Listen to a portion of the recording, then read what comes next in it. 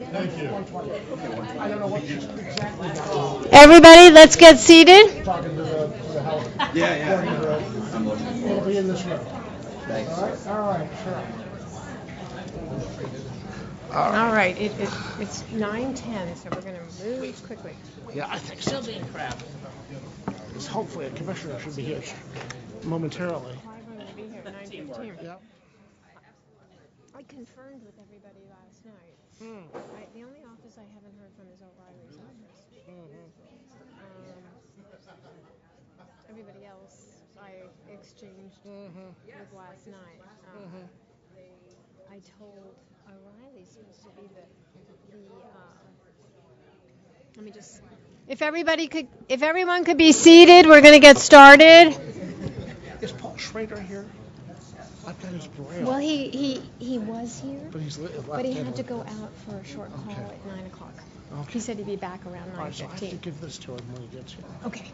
I will do that. Do you want me to put it at his chair? That would be great. Okay, so- But you got to remember.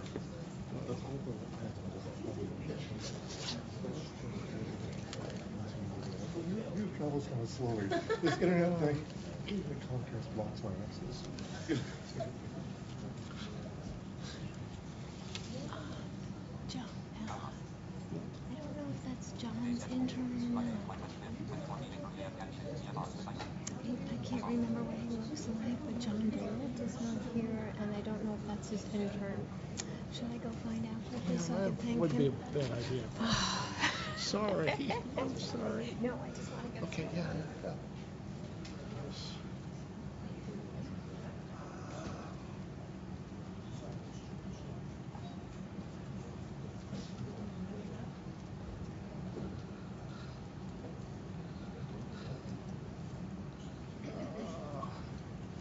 No, that's not him. Okay.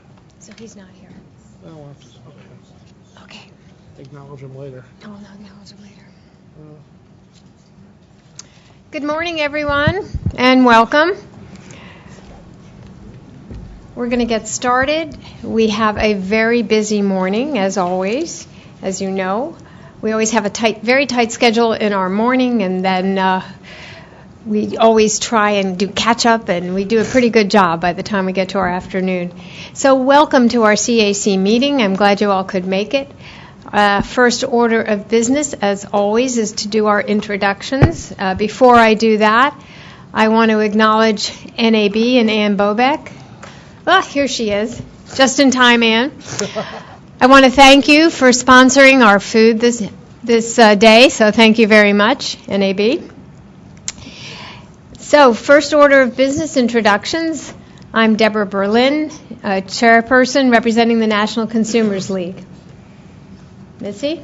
And please remember to raise your hand so the booth can acknowledge you and turn on your mic.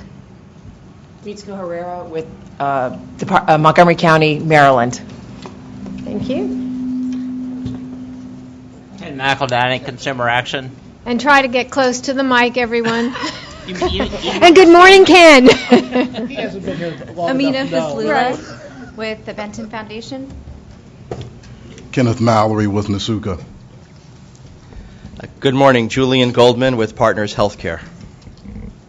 Morning, Robert Sharon with Qualcomm Incorporated.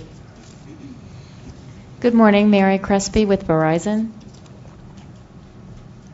Ed Bartholomew with Call for Action. Stephanie Pody with NCTA. Krista Witnowski, CTIA.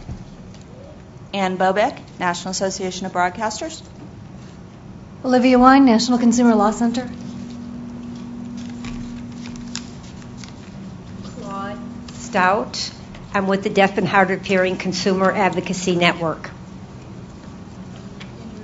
T-Mobile. Mark DeFalco, Appalachian Regional Commission. Steve Posiosk with the American Consumer Institute. I'm Barry Umansky with the Digital Policy Institute.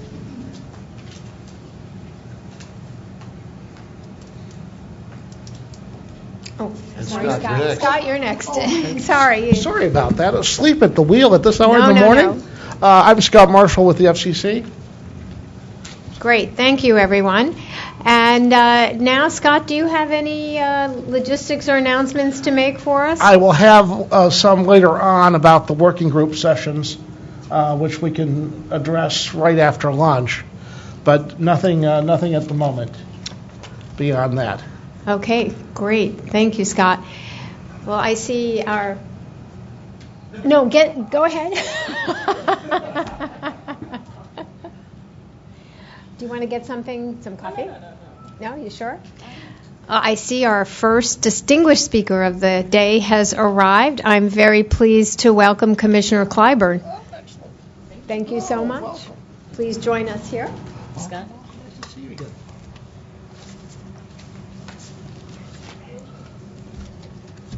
Good morning, everyone.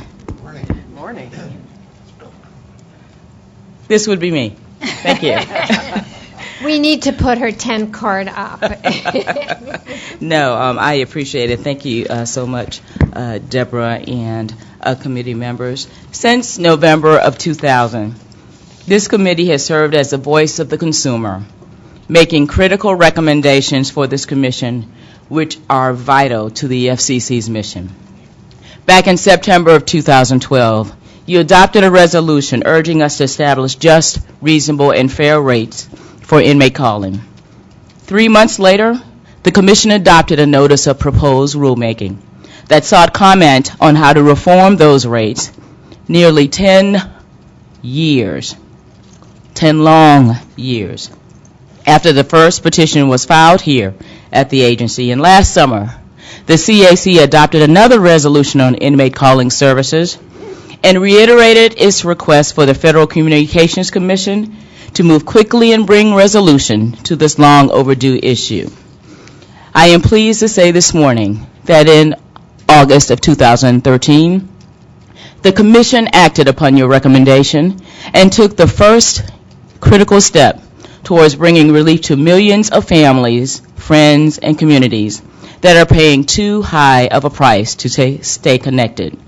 Just a few weeks ago, you may have heard, the Commission held a workshop in this room which examined the impact of last year's interstate rate reforms and evaluated our series of next steps. There is still much, much more work to do. In a few weeks, inmate calling providers will be required to submit cost data, which will help ensure that this agency has the information necessary to adopt further reforms.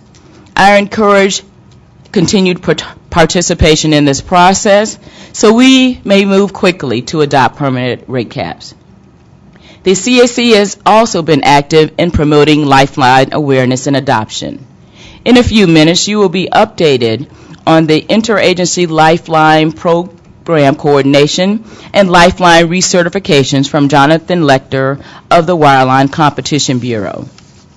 Close coordination among and between federal and state agencies is necessary for the success of Lifeline, and my attendance at NARUC, the National Association of Regulatory Utility Commissioners, last week highlighted the importance of this partnership. But as Jonathan, I suspect, will say, there is also a tremendous need for coordination among federal agencies. These interagency communications are not only critical for broader awareness of this program, but are necessary to confirm eligibility and ensure compliance with our rules.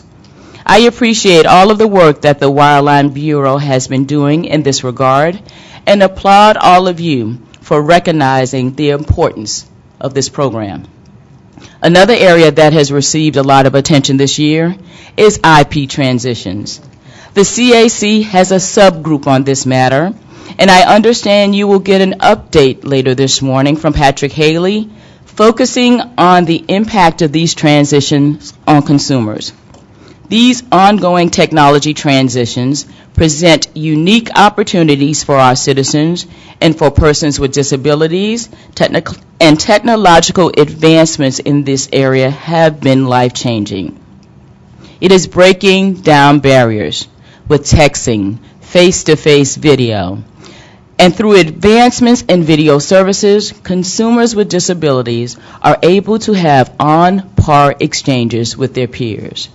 So like you, I am very excited about the future and pretty optimistic about today, as it holds remarkable promise for the delivery of innovative services, higher capacity speeds, and the introduction of next generation 911 with features such as video calls, which would and should provide more reliable, redundant public safety networks.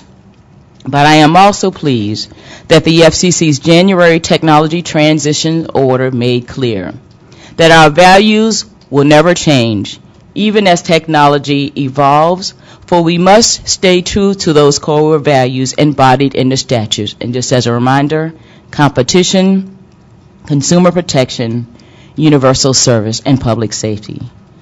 I also applaud the CAC for including an open internet item on the agenda today. I have long advocated for a free and open internet as key to our democratic society. We have had an overwhelming response to the notice of proposed rulemaking, and consumers have led the charge. So it is appropriate for all of you to be involved. Today's debate, considering the economic and advocacy perspectives on net neutrality, is an important part of our consideration. So I look forward to hearing a robust exchange and encourage all of you to stay active on the issue. I would also like to commend you on your work in mHealth.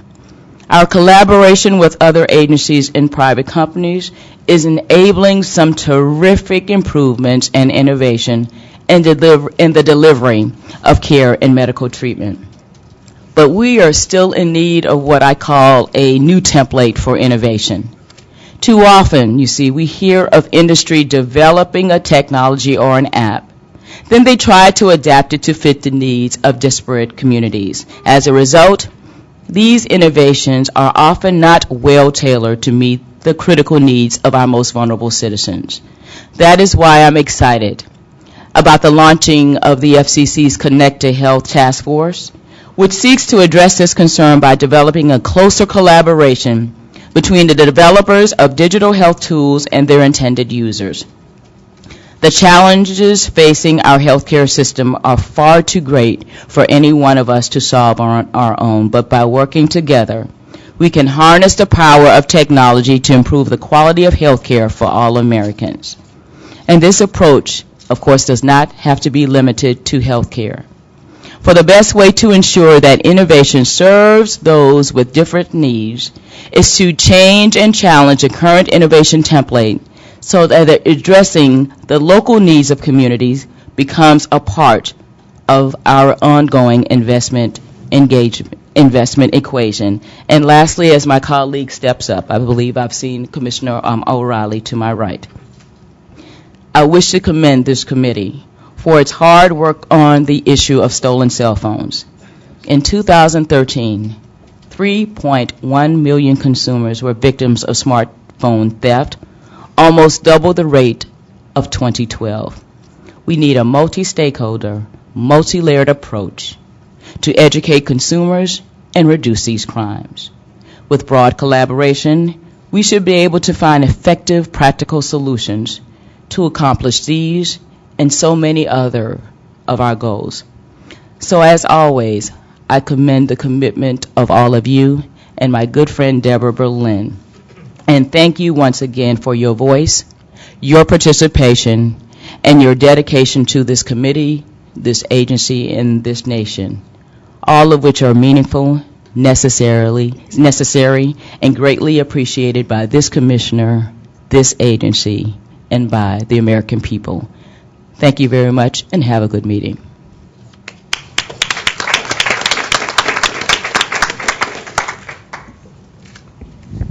Thank you, Commissioner. Let me just say, first of all, will you take a couple questions? I saw a couple of tents. We got a couple 10 cards, our way of doing things here. So let me just let these two folks ask their questions. Make them questions, make them brief. Those are her charges, not mine. Because we do have others waiting on the wings here. But let me just say, we greatly appreciate your being here this morning. You are such a great advocate for consumers. I've said it so many times, you know that, particularly the most vulnerable consumers. So we greatly appreciate your being here. And Deborah, I appreciate you because you were, my beacon. I met Deborah at NARUC, one of my first NARUCs, and she was such a positive force and such a fierce advocate for those in need until it was not hard for me to embrace all of your enthusiasm and your dedication. So I want to thank you. Mutual Admiration Society here. Mitzi?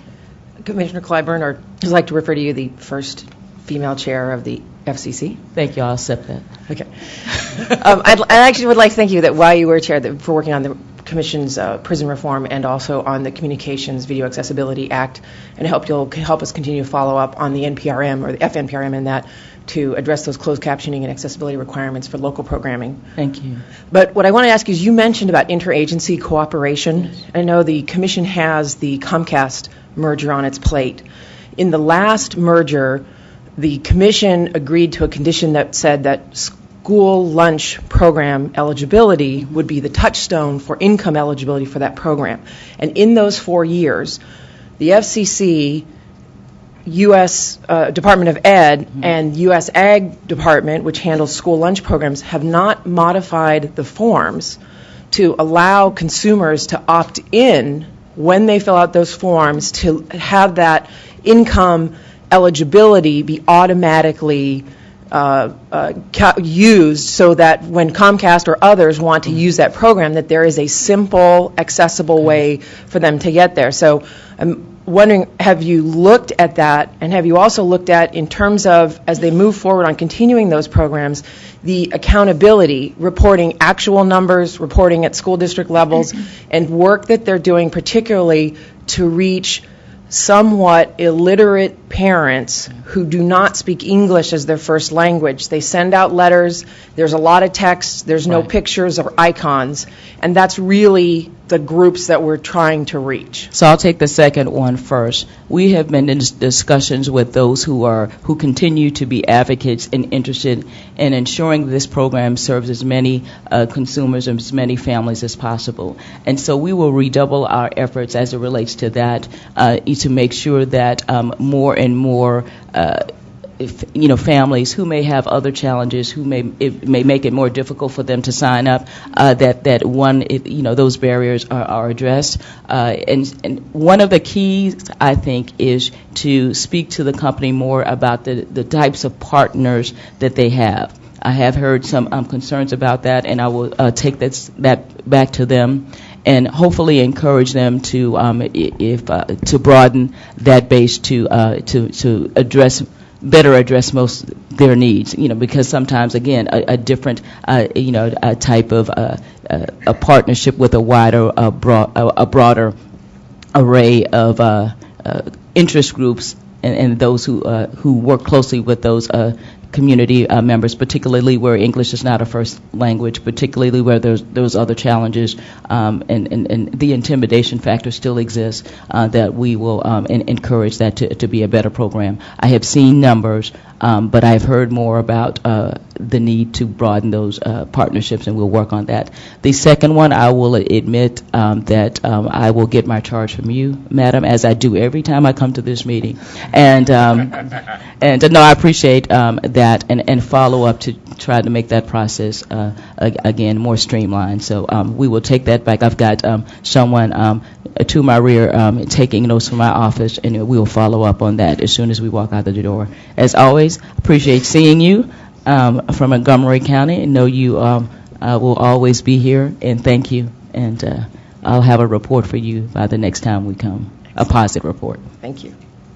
Commissioner, I wanted to thank you, and to say that Consumer Action is in discussion with Comcast for pilot in terms of trying to reach the limited English-speaking consumers around that program. I guess the question I have is, I'm glad to hear you talk about concerns in terms of smartphone thefts. I'm wondering what your position is on the kill switch. I have to say, Ken, I'm going to have to get back to you on that. We have been in constant engagement with the members of the Bureau as it relates, when it comes to that. It is a mechanism that has gained a lot of attention, again, across the world. But I'll get back to you I've got some of these things I might have a personal, opinion about, but I have to sometimes temper that with how I answer you. So we'll talk a bit more, offline, and you'll get a better perspective later this afternoon as to, where we are with that. Thank you. That's how politicians kind of, thank you. DC is teaching me a lot. Mostly positive, but every now and then. But I'll get back to you, Karen. We'll talk offline. Thank you so much, Commissioner. Great to have you here. Thank you. Good morning.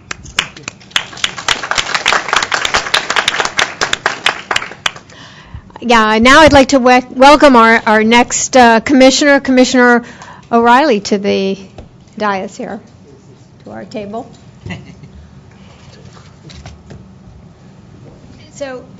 So this is a first visit for Commissioner O'Reilly, and we are so pleased to have you with us today. And so thank you so much for coming to the Consumer Advisory Committee. Welcome. Well, thank you so much. I apologize for jumping out of order here. I think my colleague will be, I'm sure, soon be behind me. So I'm happy to go second. You're right on. Right on. Perfect. I like that. Well, thank you for the opportunity to speak before you today. I have some formal remarks. I'm happy to answer questions afterwards, but I know you have a full agenda, so I'm only going to take a few moments of your time. This actually, as Deborah mentioned, is my first time speaking before the Consumer Advisory Committee, but I've had the pleasure of working with Debbie for a number of years. It's probably been close to 20. Probably 4 or 5 jobs ago, and for both of us. I can't remember what I was lobbying on, but it was something of interest. Many years ago. Many years ago. But I should start by thanking you for all of your time and commitment to communications issues. I appreciate your input and know that we will take your suggestions seriously here at the Commission.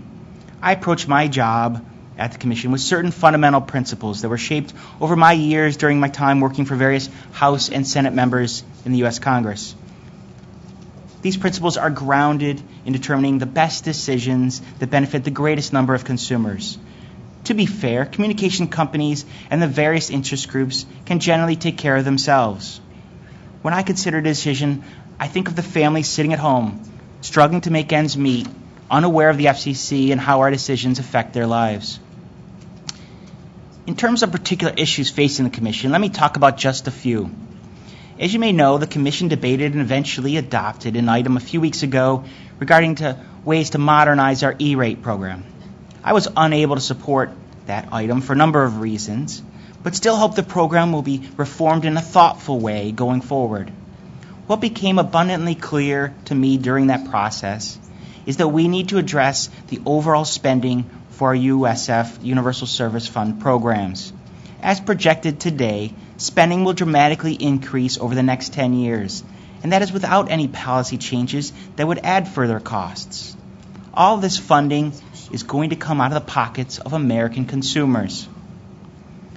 As those watching out for consumers as you do, I hope I can count on your support for my efforts to ensure that any attempt to increase USF funding in one area is offset with reductions in other areas. To do otherwise would subject consumers to rate increases, which are especially harmful for those on limited incomes. I do not accept the premise that it's appropriate to just take a little bit more from consumers. Just a little bit, they won't mind. They actually do mind. Turning to another issue. If I read your agenda closely, I know you will debate potential changes and recommendations regarding the Lifeline program. Let me start with a basic point. We all need to move past the idea that we can count savings from previous reforms. Savings should be seen as a warning sign that there are too much waste and abuse in the program and that we've been over-collecting from consumers, not a green light to spend more.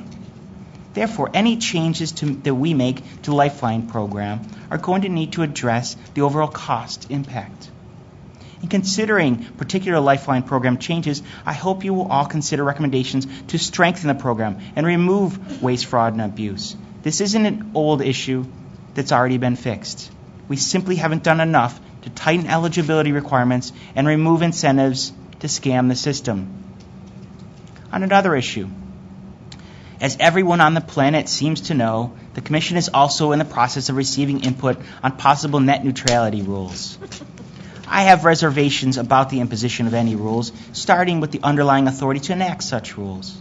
As I've stated before, Congress never gave us such authority. Until it does, I'm not likely to ignore their directions. The good news for consumers everywhere is that my conversations with broadband companies and their public statements make clear they have no plans to take part in business practices that would necessitate any net neutrality rules. They're not going to change how they operate just because the court struck down the previous rules. Not surprising, the real goal of broadband companies is to meet the demands of their subscribers, continue to grow their businesses, and make a profit in the process. Quite frankly, that is not unlike the goal of every American company in our capitalist system.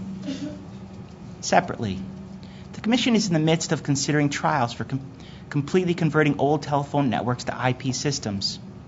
Thankfully, I was able to secure an agreement that our trials would not interfere with the IP transitions that are happening every day in every market by consumers. It's amazing to watch consumers take advantage of the benefits in terms of features and functions that IP technology brings. We should continue to embrace these transitions while keeping a watchful eye. As I close, let me suggest one further change that I would like to see. I think there would be value in ensuring that at least one member of the CAC comes from a group representing American taxpayers. That would round out the discussions and ensure all voices are heard. So, with that, I want to thank you so much for your time and wish you a great day here in the Commission on a Friday afternoon and morning. So thanks so much.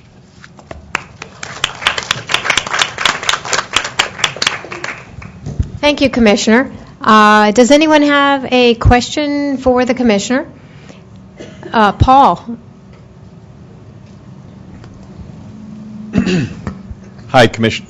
Good to see you. Microphone, good to see you Yes. as well. I'm Paul Schrader, American Foundation for the Blind. I will tell you that I do believe we represent a good number of American taxpayers who are blind or visually impaired, many of whom pay for services and features that they cannot fully function. Absolutely. Because they're not accessible, because they're not made fully accessible. Some of those are under the jurisdiction of the FCC. Some of those are not. I wonder if you might speak to your thinking of how access can be, should be, a part of the conversation about the rules going forward. We've obviously had the Communications and Video Accessibility Act implementation. You all have done a terrific job of meeting deadlines and balancing, I think, interests as well as you could with the statute that you were handed.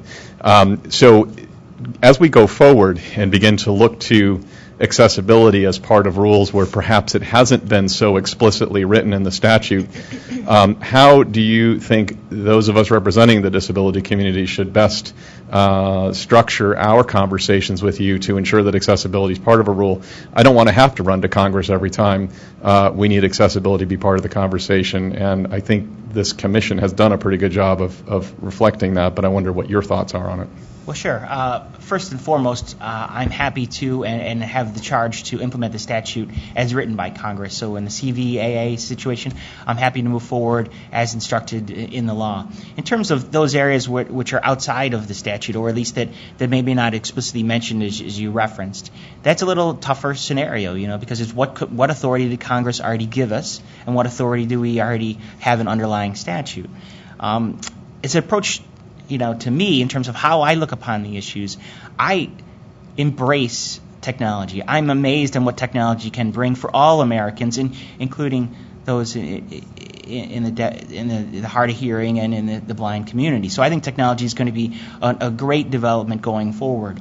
What interests me, though, what's particular interests me, is balancing those concerns out. Exactly how we structure those burdens, those requirements going forward. What I've had trouble with, and what I think the Commission seems to want to do, is establish arbitrary deadlines. We have to do X by this date, but the date is not based on any technological development. It's not based on conversation conversations with, software developers and say, what can you actually meet? What are the real, burdens that you could do? What could you do in this time frame? Instead, what it is an artificial deadline with the goal of we just want to keep the fire going, and then at some point later we'll do some waivers just because technology didn't catch up with our artificial deadline. I don't see that being helpful. The goal is to have those conversations with everybody and talk to and have realistic deadlines. What can we actually do in a certain amount of time period? Technology doesn't change based on an artificial deadline. You have certain functions and features that are going to take time to develop. Software coding takes time. Our companies in America are the most advanced in the world, and it does take time to develop software. It takes time to develop hardware, and we have to balance that out with realistic deadlines. Thank you. Thanks, Paul, and thank you so much, Commissioner, for joining us this morning. All right, well, have a great Excellent. day. Excellent. Thank you. Okay. Thank you. And now, moving right along, we have Commissioner Rosenworcel. Thank you so much for joining us. Thank you for having me, Debbie. It's terrific to be back before you. First of all, because this is the Consumer Advisory Committee, and I think that so much of our work here needs to put consumers first, so your input's very important. And second, to be honest, because you have coffee. We have coffee. And while my colleagues spoke and spoke and spoke, I managed to get a little caffeine boost. So I'm feeling good. I want to talk to you just very quickly, a little bit about the work you've already done, and a little bit about the work you might be doing today. First things first, I think some of your recommendations, particularly on the IP transition, on E-rate, and on closed captioning, have been terrific. So I'm going to offer a piece of advice. Good. We love it. Good work done in obscurity yields no great benefits. Thanks. And you don't get the attention you deserve. Absolutely. So we have got to find a way to help you make your work more prominent on our website. Demonstrations? Because I think your recommendations should be more accessible to more people who work on these issues. And going forward, let's make sure we help you with that. Excellent. Excellent. So that's looking backward. Now, looking forward, I know that on your slate today is something that interests me, and that's mobile phone and device theft. So here's a curious fact. We have more mobile phones in this country than we have people, which sounds odd until you think about it. Because I bet every one of you sitting around the table here has at least one mobile device on you, if not in your palm, in your pocket, or your purse. And if you don't, you're probably cursing the fact that you left it in the car, on the kitchen counter, or in your office. These devices are with us always. We download our data and every aspect of our personal lives into these devices. In many ways, I think smartphones have become the remote control for our modern life. The thought of leaving those devices behind or losing them is scary, but I think more frightening still is having them stolen. And the statistics on this are not comforting. We now know from public safety officials that 1 in 3 robberies includes the theft of a mobile device. And that theft is expensive. By some estimates, it costs consumers alone $2.5 billion a year. Wow. But I think that estimate wildly understates the impact. There are other estimates that suggest all that lost information, all that lost data, all that potential for fraud has an impact as large as $30 billion a year on the U.S. economy. So the bad news is that mobile device theft is big business. But there's also some good news. We're seeing increased attention to this in Congress. We have legislation that is before the Congress from Senator Klobuchar, Senator Mikulski, as well as on the House side from Congressman Serrano. And even better, the industry has stepped up to the plate. Sometimes when bills get introduced, these issues get attention. But to their credit, they've announced by July of next year, they're looking to have new policies involving mobile device theft in place. I think that's a terrific development. But now you need to put the pressure on to make sure that they live up to those commitments, and we make them obligations. And for my part, I think it's important that mobile theft device prevention system is really simple for consumers. It should come at no cost to consumers, and it should be the kind of thing where from a remote location you can wipe your device and prevent bad actors from getting control. I won't tell you right now that I know with precision exactly what technologies are going to make all those things happen, but I know it's essential that we keep the pressure on. And I hope that you can discuss this issue today, and perhaps you might have a resolution on it, and then maybe we can publicize it and make it more widely available. I think that would be a good thing for consumers everywhere who use mobile devices, for all of us. I think it'll help us put the brakes on what's becoming a big problem, mobile phone and device theft. So that was what I wanted to focus on today. I hope it's something you'll focus on this afternoon. Thank you very much, Commissioner. We actually do have a recommendation today. And Great we minds have, think alike. yeah, and we actually have a working group that will be meeting right before to tweak our recommendation. So maybe we'll take some of your words into thought there and strengthen it a bit. So that's great thought. But we do have a recommendation. It has been top of mind for our CAC. Great. Glad to hear it. Thank you. I see one card, so take it away, Ken. I may ask the same question throughout the day. One of the things that's happened in San Francisco Bay Area is that the theft of the phones that have a kill switch have dropped precipitously, while the shift has gone to the smartphones that do not have a kill switch. It seems to be a very simple mechanism, one that works, and one that is very effective. I'm sort of wondering what your position is on the kill switch. Well, I've seen some of that recent data, which does suggest that, once we make mobile phone device prevention functions more widely available, they do have some impact. We've learned that from police officers around the country. I don't think that a hardware-designed hard kill switch is a terrific idea. I think it can impede innovation. But I believe between now and when the industry has made that commitment, we have to put the pressure on to find good technology solutions that don't impede innovation, but also are wildly simple for consumers to use. Because if we come up with a solution that is convoluted and difficult, I think that will diminish the effectiveness of doing this kind of thing. Great. All right. Well, good Excellent. luck with your work today. Thank you. Hopefully we kept you on schedule this morning. Yeah. And we appreciate your coming down. Thank you for all your hard work. Thank you so much. Yeah, we've got to give your work a little more profile. So thank you for all of Absolutely. your Thank hard you work, for too. that encouragement too. And we will press the powers that be for some website improvement. Okay, well, I'm at least 1/5 of those powers, so Okay. you've got me. 2 more of my colleagues and you're covered. And the budget powers too. Yeah, well, that's hard. That's hard. All right, thank you. Thank you very much, Commissioner.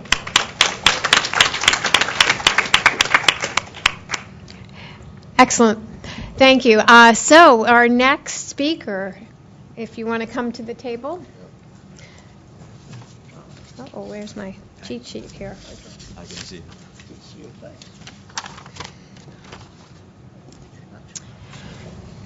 Okay, yeah, we're not too far off schedule. That's amazing. We usually get way off schedule. All right. Good morning, Jonathan Lecter, who is the acting deputy division chief with the Wireline Bureau, and he is going to talk to us about Lifeline. So welcome, Jonathan. Thank you so much for being here. Thank you so much for having me. I'm really glad I could speak today because I know you all have a lot to do with letting consumers know about the Lifeline program and how important it is and how they can maintain their eligibility and get into the program, because it's really important for folks who can't otherwise afford phone service. So thank you for the opportunity for speaking, and thank you for all your work. So I want to talk about 2 things. As the agenda noted, one was about recertification, which is the process through which consumers annually recertify that they continue to be eligible for Lifeline, and also speak a little bit about the interagency coordination we've been doing on various matters related to Lifeline.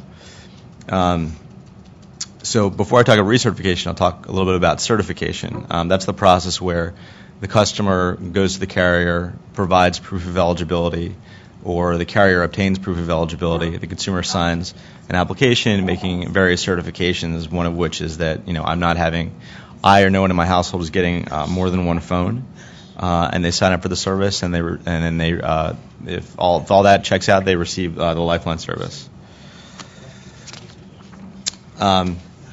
Recertification can be very similar to that process. We just completed the second recertification cycle that was first initiated in the Lifeline Reform Order in 2012. So carriers recertified their customers in the first tranche in 2012, and then again, those customers that were with the carrier in January of 2013, who signed up before January 2013 and were still with the carrier in February 2013, were required to be recertified for their eligibility, and carriers had to complete that recertification of their consumers by the end of the year.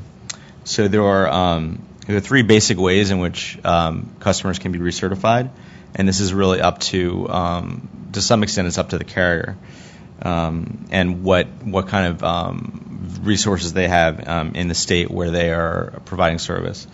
So the first is that they can obtain from the subscriber a recertification form, which is essentially the same form that the customer provided on certification. The big difference is that the customer does not provide proof of eligibility, like their SNAP card or similar documentation at that time. They merely provide the form. Or the carrier can access an eligibility database. There are approximately 15 or so states that have these databases, where the carrier or the state administrator can query the database to see if the person is still receiving the benefit that they say that they're receiving, which qualifies them for Lifeline. And the third way, which is related to that, is that in some states, there's a state administrator that handles recertification. The most clear example of that is in California, where the customer is recertified through the state administrator and a third party that they set up to facilitate that. And also, carriers, if they choose, can elect to use USAC, the Universal Service Administrative Company, to perform recertification on their behalf. So if the customer does not recertify within 30 days of being contacted, the carrier has to de-enroll them. That's 54405E4. So we saw a big or substantial change in the recertification results this year as opposed to the first time it was done. There were fewer customers who were de-enrolled for failing to recertify, and I think that's a credit, as I said, to you all and the efforts of CGB here to make sure that consumers are aware of the rules. Consumers have become more familiar with the rules just because a lot of them have gone through it once. So when they get a letter saying you need to recertify, they may have more familiarity with getting one previously, and they know what they have to do. The other piece of that is the carriers also are just better at the process. They know what techniques to reach out to the consumer to get them to recertify work. They put in place IT fixes like hotlining, where the customer's call is routed to the carrier to make sure that they recertify before the deadline is reached. So we think this is good, and we hope that the recertification rate will increase as time goes on and the consumers and carriers become more familiar with the process. And the important thing to note, and I think I mentioned this year in the same forum, is that if a carrier fails to recertify, they are not blacklisted from the program. They're not barred from the program. All they need to do is they need to fill out a new certification form and provide proof of eligibility. So this is not one strike and you're out. It's just a means for the commission to put in place rules to make sure that everyone who wants to be in the program, who is in the program but wants to be in the program, continues to want to be in the program, and it continues to be eligible. But carriers and states have tried to make it as easy as possible for customers to sign up again if they did not sign up in the first place. Now I want to move quickly on to the efforts we've had on interagency cooperation. Right after the Lifeline Reform Order, we started to reach out to, this is in early 2012, we started to reach out to all of the agencies that qualify consumers for Lifeline. That includes the Department of Agriculture, which manages the SNAP program and the free school lunch program, HHS, which administers TANF and LIHEAP, and Medicaid, and the Social Security Administration, which administers SSI, and HUD, which administers Section 8.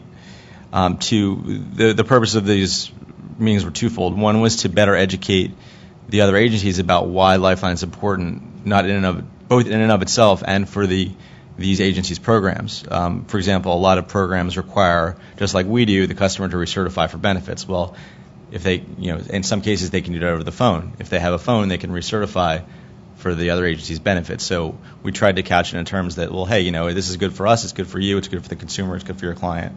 And we've gotten, a lot of kind of aha moments from a lot of these agencies who weren't as aware of the program as they were before, and that's helped us cooperation on other ends.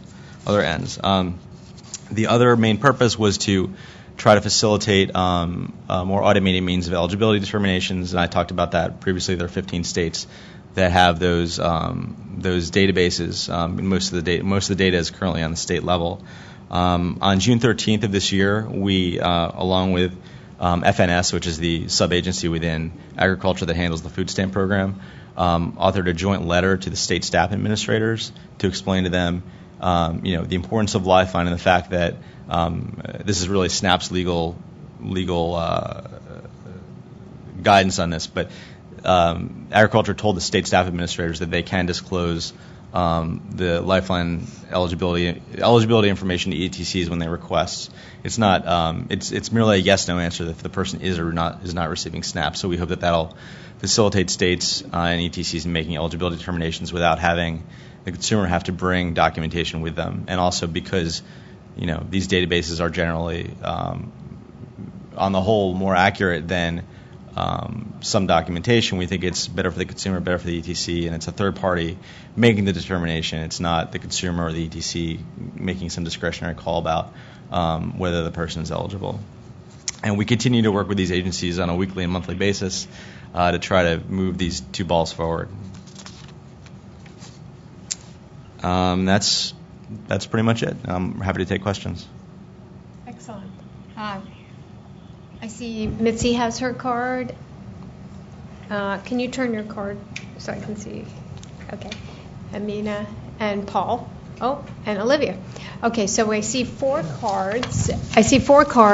We're also expecting Commissioner Pai, so we'll see if we can get to all your questions. Mitzi, Amina, Olivia, and Paul, you had your card, right? Okay. Mitzi, and again, brief questions. Thank you. I actually, just on that last point where you had mentioned that you made that database not so that the company could query to find out yes or no is the person in the database. Do you have plans, or what would it take to do the same thing for the school lunch eligibility? Because that is what the FCC agreed with Comcast would be the touchstone for eligibility for low-income broadband. Right. So just to clarify, we didn't. This letter did not set up a single database. It basically was a legal advice to state staff administrators, explaining to them that they were allowed to disclose the information because there was a lot of uncertainty about the privacy protections around SNAP information. As many people in this room may know, these are all different programs run by different agencies. They have different governing laws. They have different privacy protections around the information. They're housed in different locations. In some cases, the information is not in any database. In some cases, it's located at the state level. In some cases, located at the locality. I have some understanding of how the school lunch information is maintained, and we've kind of gone down that path to see if that's available, and we're still working on that. But those are every program it's unbelievable how every program is a little bit different in the way that it's managed. So we need to work with the way that it's managed, because it's not our program to try to get access to the information in the most efficient way possible. But we're continuing to work. Well, if you could work and just look at that, and the one thing I would say is that the FCC is the one that agreed to that condition. So I'd just say that in that particular case, right, that's the database that you selected and agreed to with Comcast, not SNAP, right, not something else. So just in terms of putting an extra effort, it's a program that you picked. So whatever we can do that helps streamline, and for all the reasons you said, it is much easier if you can just simply query the database rather than requiring consumers to bring the paperwork. So, right. But I thank you, and we'll maybe try and set up a follow-up Sure. meeting. Thank you. Amina? I just had a quick question. Get close to the mic there. Oh, sorry. Thank you. I had a quick question about reaching out to Veterans Affairs as well in your list of different agencies that the FCC has been reaching out to. I know that there are a number of homeless and low-income veterans. The information on their eligibility, I think, is also relatively readily accessible through different VA programs, and so it would be, I think, an important additional agency to reach out to in your interagency process. Mm-hmm. Thank you for the information. We could talk more about that offline. If you don't mind, Jonathan, do you have about 15 minutes? Sure. Because I wonder if we could take your two questions, if we could take a short break and accommodate Commissioner Pai, who is here, and then come back to Olivia and Paul's questions, if you don't mind. Would that be That's okay, fine. Jonathan? No problem. Okay, let's just do that because Commissioner Pai is here. Thank you so much.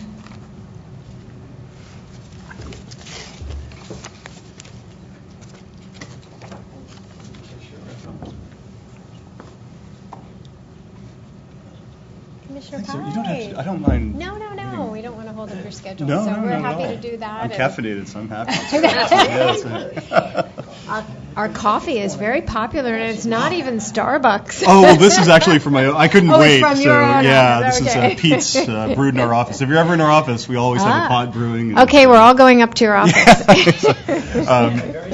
Yes, yeah, no, especially Yeah. with two kids under 3 years old. I'm into quantity as much as quality. So. Yeah, that's a very nice mug. Oh, thanks. I should get commissions from Reese's or from Hershey's or whoever. Hershey's Park. Yeah. Yes, exactly. But Well, Commissioner, thank you so much for joining us this morning, pleasure. and we very much appreciate it. So thank you and welcome. well, thanks to the chair, as always, for the invitation. Thanks to all of you for coming. We appreciate your input, and I know my colleagues have had a chance to speak with you as well, and I would simply associate myself with their erudite and eloquent comments. But they are exactly right, that your input matters in terms of our decision-making, and I don't think we could do what we do in a vacuum, and in particular when it comes to issues that impact upon consumers. I just wanted to make a couple of points, nothing profound, but it did occur to me over the course of the last couple of months that a lot of times we get wrapped up here at the FCC in some of the, for lack of a better phrase, inside the Beltway legalese.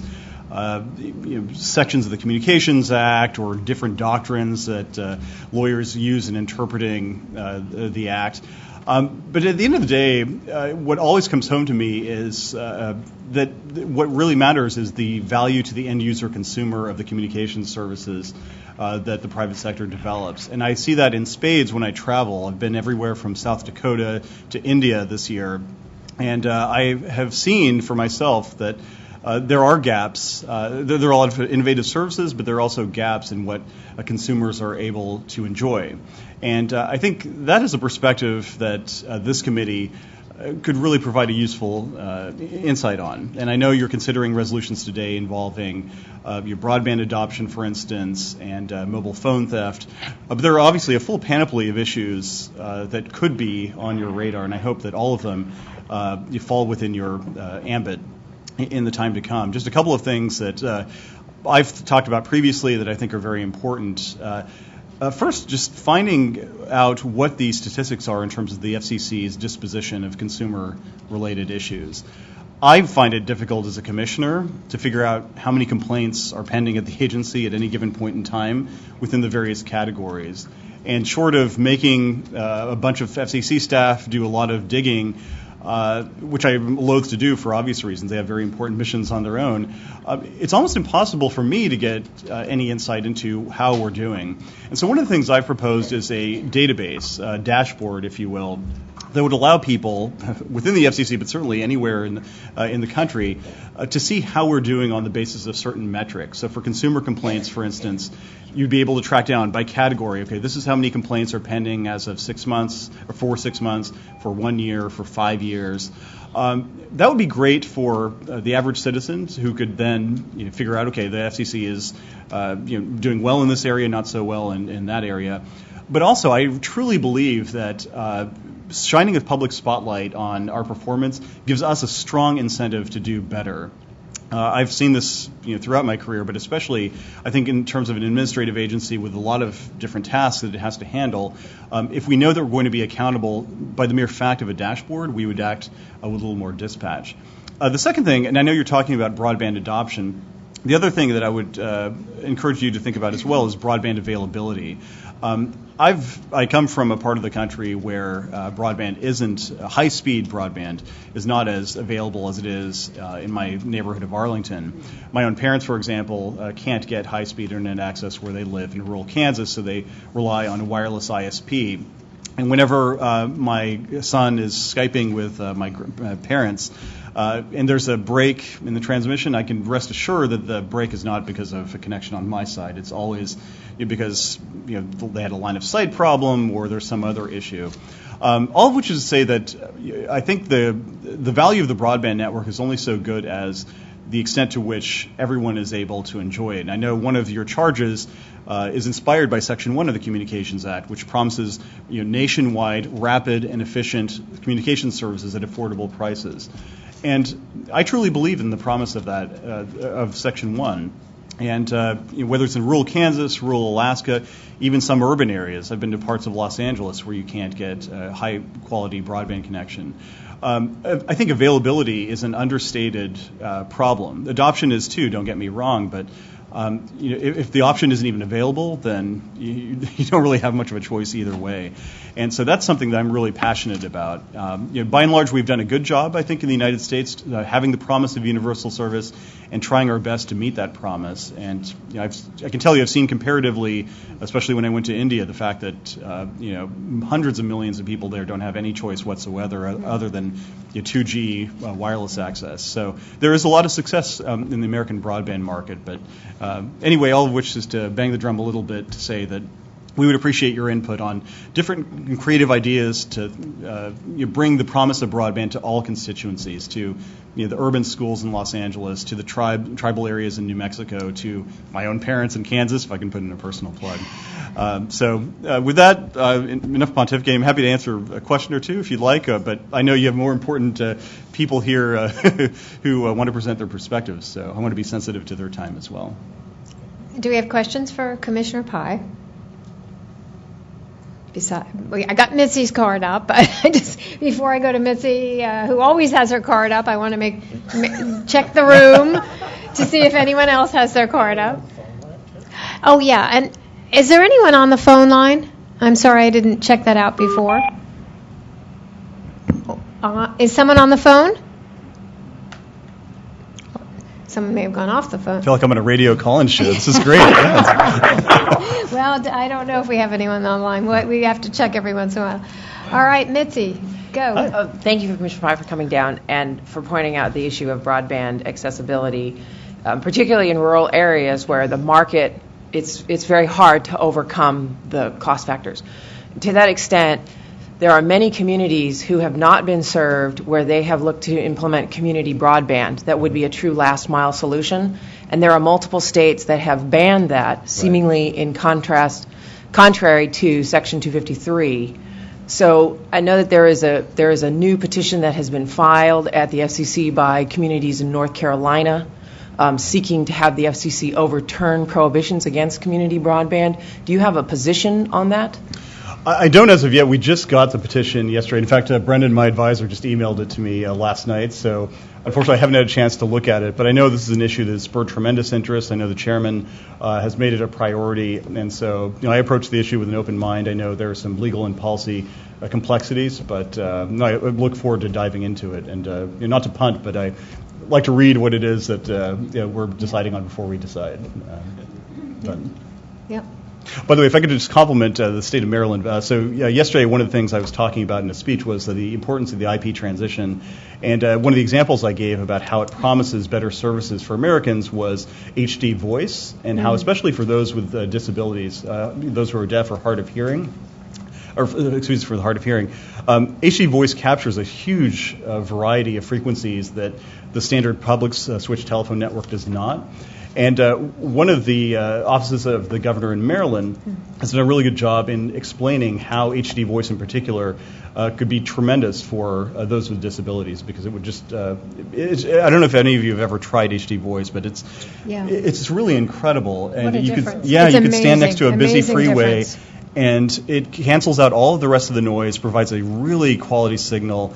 And it's, I know it sounds silly to in this day of newfangled internet applications to talk about voice as a cutting edge application, but it really is. And that's one of the services that I think the IP transition promises, and that the Maryland office that I mentioned has really done a lot of good work on. So thanks to the state. Well, thank you for Yeah. pointing that out. If I could just put in a plug, I would just say generally that we live in D.C., and a lot of times people in D.C. tend to focus on things that are in D.C., and people who live particularly in the middle of America do very innovative programs, and they often feel that they are ignored because they are not in D.C. So if the commission could do more outreach using video conferencing and things to highlight some of the innovative programs that states and particularly large towns and cities in rural states have been doing, I think that could really be helpful, because you don't always have to reinvent the wheel, and it's helpful to have the nuts and bolts of that. I couldn't agree with you more, and that's why I try to talk about Arlington more than D.C. because I want to get out of the Beltway. But no, I'm just kidding. That was a joke. I'm here all week. Yeah. So, way out in Arlington. Yes, exactly. But no, I couldn't agree more. That's whenever I travel. In Sioux Falls, I try to meet with entrepreneurs, and some of them are doing cutting edge work that doesn't even get on the radar, not even below the radar. And there are a lot of innovative things happening in rural America, and I hope I'll continue doing my best to try to give them all a voice. There's a lot of good stuff there if you care to dig for it. Excellent. Yep. Thank you so much, Commissioner, for joining us. Oh, thanks. Thank you very much. And sorry for the interruption.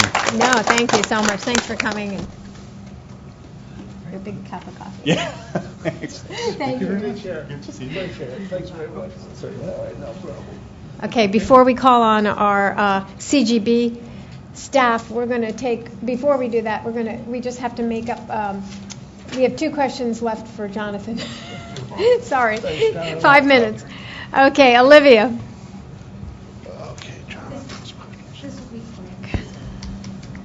Hi, thank you. First, I wanted to thank you for the outreach to the agencies, and that's really, really helpful. And the question is this. As you develop these joint letters that are sort of, the interpretation that a yes-no ping is permissible, that's very, very helpful for those in the states that are trying to work out these types of yes-no pings. And so my question is, would it be possible to distribute, as they become available, these types of interpretations and these joint letters to the CAC? I believe you asked me about a week ago. I was searching for the actual final signed letter, so I should be able to get that soon. I just didn't want to give anyone a draft that wasn't final. But yeah, I mean, it's at least in this case, and I need to check on this. I don't want to oversell it, but I believe it's a public document that was given to the state SAP administrators. So, but I'll check on that.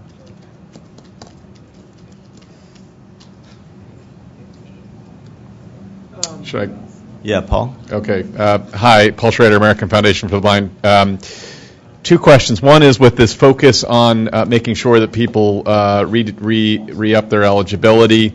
Are you ensuring that there's accessible notice given to individuals so that people with disabilities, particularly people who aren't able to read print, have the ability to not be kicked off by virtue of being sent an inaccessible document? Second question is the accessibility of devices. When I asked about this before, I was told it wasn't teed up for the NPRM. Oddly enough, I would have thought passing Section 255, which requires accessibility, would be more than enough teeing up of accessibility. So I'm wondering what steps are made to ensure that there are accessible devices available to people in the the Lifeline program. Sure. So I'll take the first question first. So carriers have the option of there is no mandate in exactly how they recertify their subscribers. They can do it via an IVR or hotlining, I mentioned before. So that would be something that if you're blind, you would be able to do because you don't need to read anything. You call in or you make a call or you're called to recertify. It's something about particular accessibility requirements, I mean, I can't really speak to because that's not in the rules right now, but, we can definitely take that into account, and it's something we're always thinking about. But I just can't speak to what might be pending in a rulemaking that hasn't happened yet. Do you know how individuals are alerted, though, that they should recertify? Yeah, the carrier has the choice to do. I mean, it's really up to the carrier that they could do it by voice, by text, by a letter. So it's I don't have the rules right in front of me now, but it's up to the carrier how they do it, and they have customers 30 days. So there's nothing that would prevent, for example, a letter or a text, for that matter, going to an inaccessible letter or text going to an inaccessible device, which would mean somebody would not have the possibility of knowing that they should be recertifying. I mean, I can only speak to. I mean, you make a good point, but I can only speak to what the rules say. Is that it's up to the carrier to do that. But I take your point. And the same would be, and I guess maybe we should think about from our community how we might, I guess, petition you guys. I mean, you wouldn't think we would have to do this, but to ensure that handset accessibility is something that does get considered for individuals who would need that option and who would be eligible. Is there a way for you to take that back and have a look at seeing whether that is something you can ensure is being addressed? I mean, we could definitely take into account as far as amending the rules or changing the rules or clarifying the rules. That's something we'll have to look into and the proper vehicle for doing that. But I mean, I definitely hear what you're saying. Okay. Okay. Thank you, Jonathan, for coming back, for staying so long, and for giving us all your time on a very important issue. So thank you very much.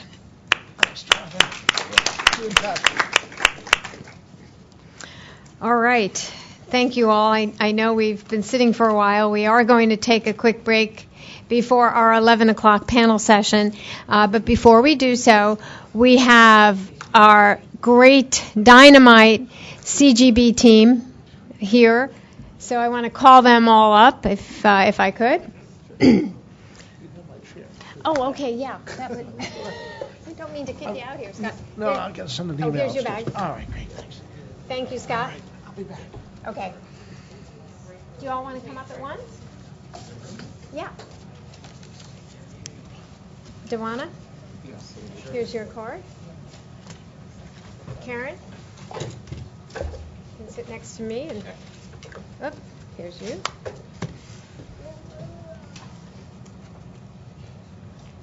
Are you going first, Mark? Sure. Mark? Thank you. Roger? Thank you. Video range. I'm not that ambitious. So we've got our team here to fill us in on what the Consumer Bureau is up to and update us. Always a very important part of our morning, of our day. So we'll start off with Mark Stone, Deputy Bureau Chief. So thank you very much, Mark. My pleasure. Good morning, and good to see all of you here today. Normally, Chris Monteith, our Bureau Chief, would kick off this part of the program with an overview of our work. She's not able to be here with us today, but she sends her regrets.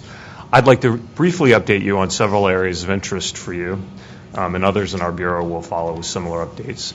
First, an update on robocalls. I'm sure you know that robocalls is the top consumer complaint subject here at the FCC. And as I've mentioned before, the Commission has received a number of requests seeking clarification of our rules that protect consumers from unwanted calls and text messages.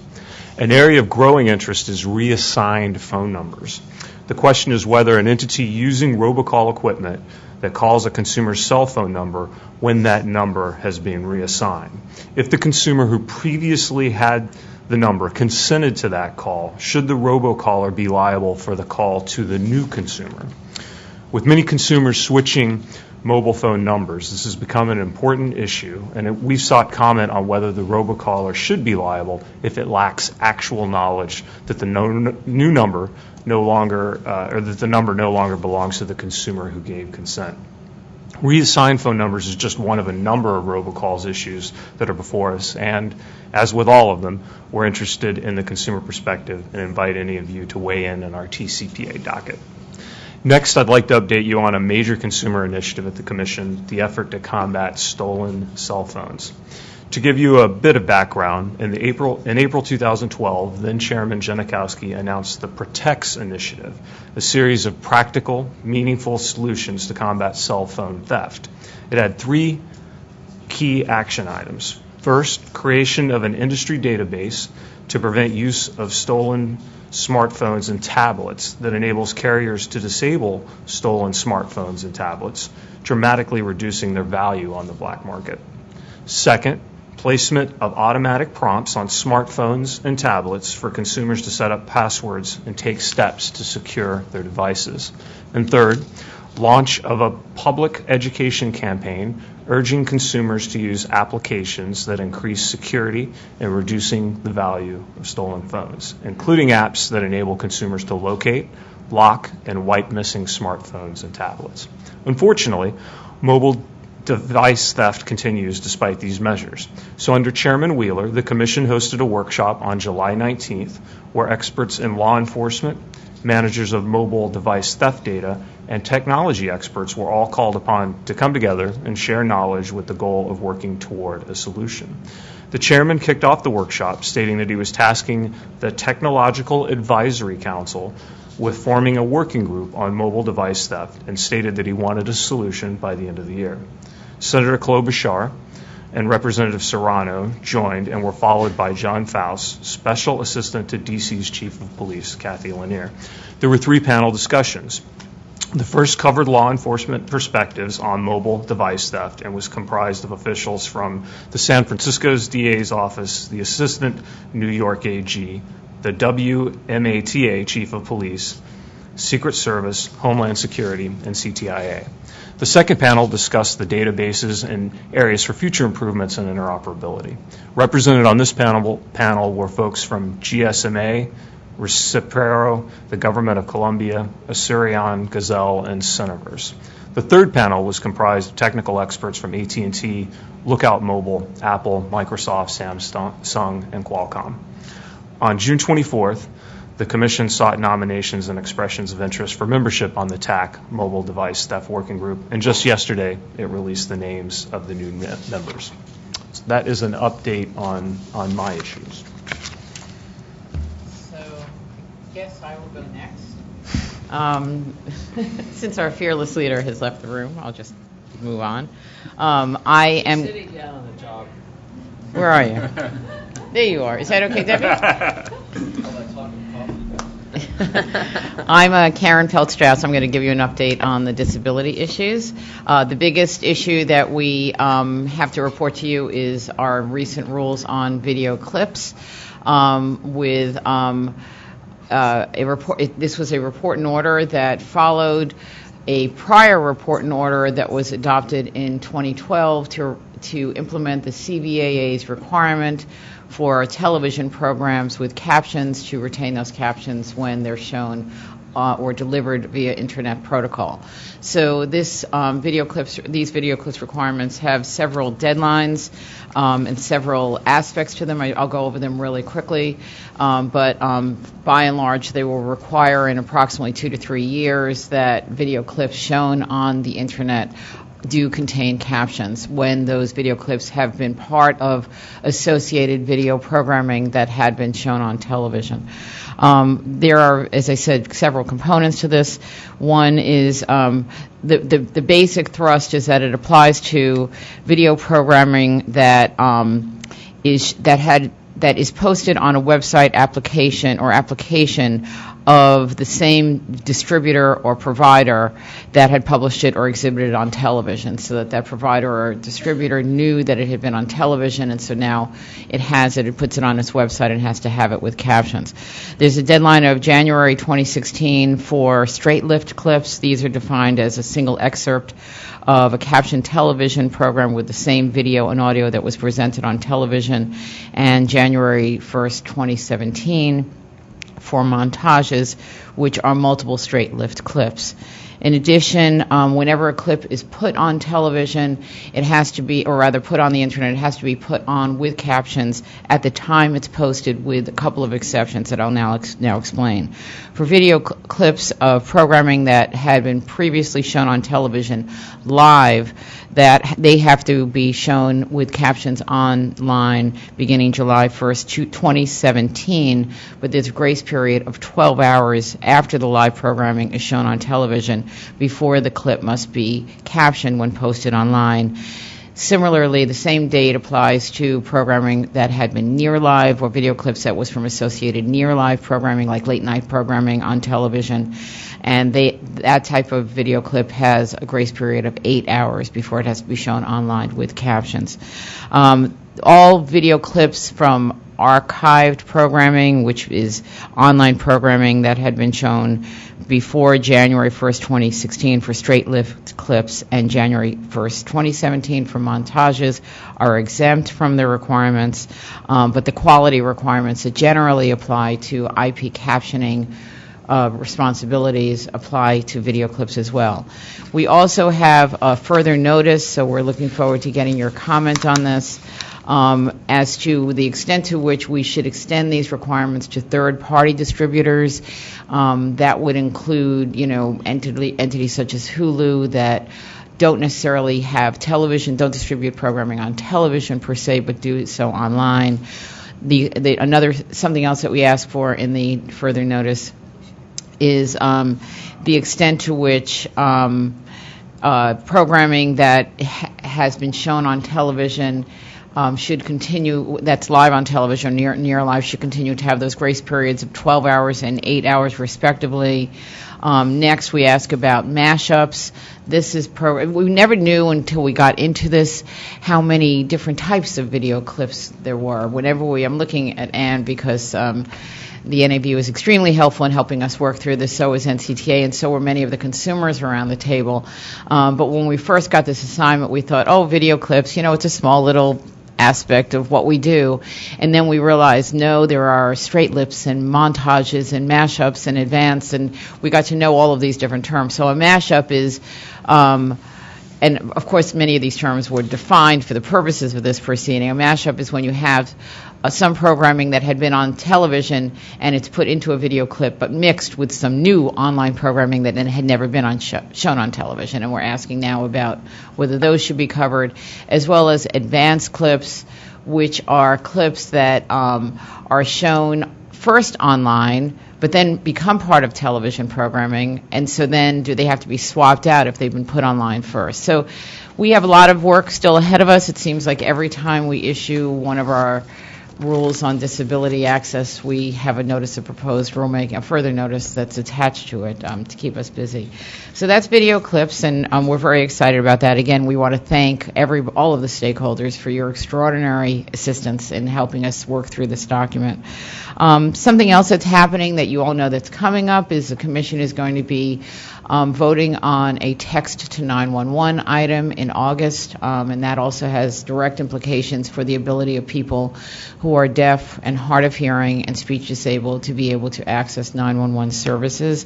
That follows various Commission actions in the past, notices of proposed rulemaking, and more recently a policy statement, and as well as voluntary efforts by the carriers to make this happen. And again, I want to thank all of the stakeholders, especially the 4 major carriers that made the breakthrough in this area. I think that we're world leaders on this front, as far as I could tell. We also have on circulation a notice, or rather a report in order to sort of clean up some of our relay rules. We call it the ITRS waiver order, although it cleans up a couple of non-internet-based relay services as well. And these have to do with orders that we've been approving for waivers of underlying minimum standards of relay services that we've been approving for probably around the last decade, and technologically they're not really applicable anymore, and they're just not really necessary, and some of them don't need to be waived anymore, some of the underlying standards. So the Commission now has that on circulation. I wanted to mention that since your last meeting, the next item is on April 4th, we posted our Section 504 handbook. That outlines our own obligations to make sure that our programs and facilities are accessible. It's the reason we have interpreters and captioning, for example. And generally, you should know that we have this handbook. You can look at it if you ever have any concerns about it, you should let us know. But it was posted on April 4th. We also have we're going to be working on gathering feedback on our National Deafblind Equipment Distribution Program. That program has been in effect for the last 2 years, and it will be in effect for another year as a pilot program. After that, we have to turn it into a permanent program, and so over the next year, we're going to be seeking input from the various 50-plus programs, local programs, that have been certified to distribute equipment to low-income people who are deafblind across the country. It's communications equipment. I'll just let you know that we've received extraordinary feedback on this program.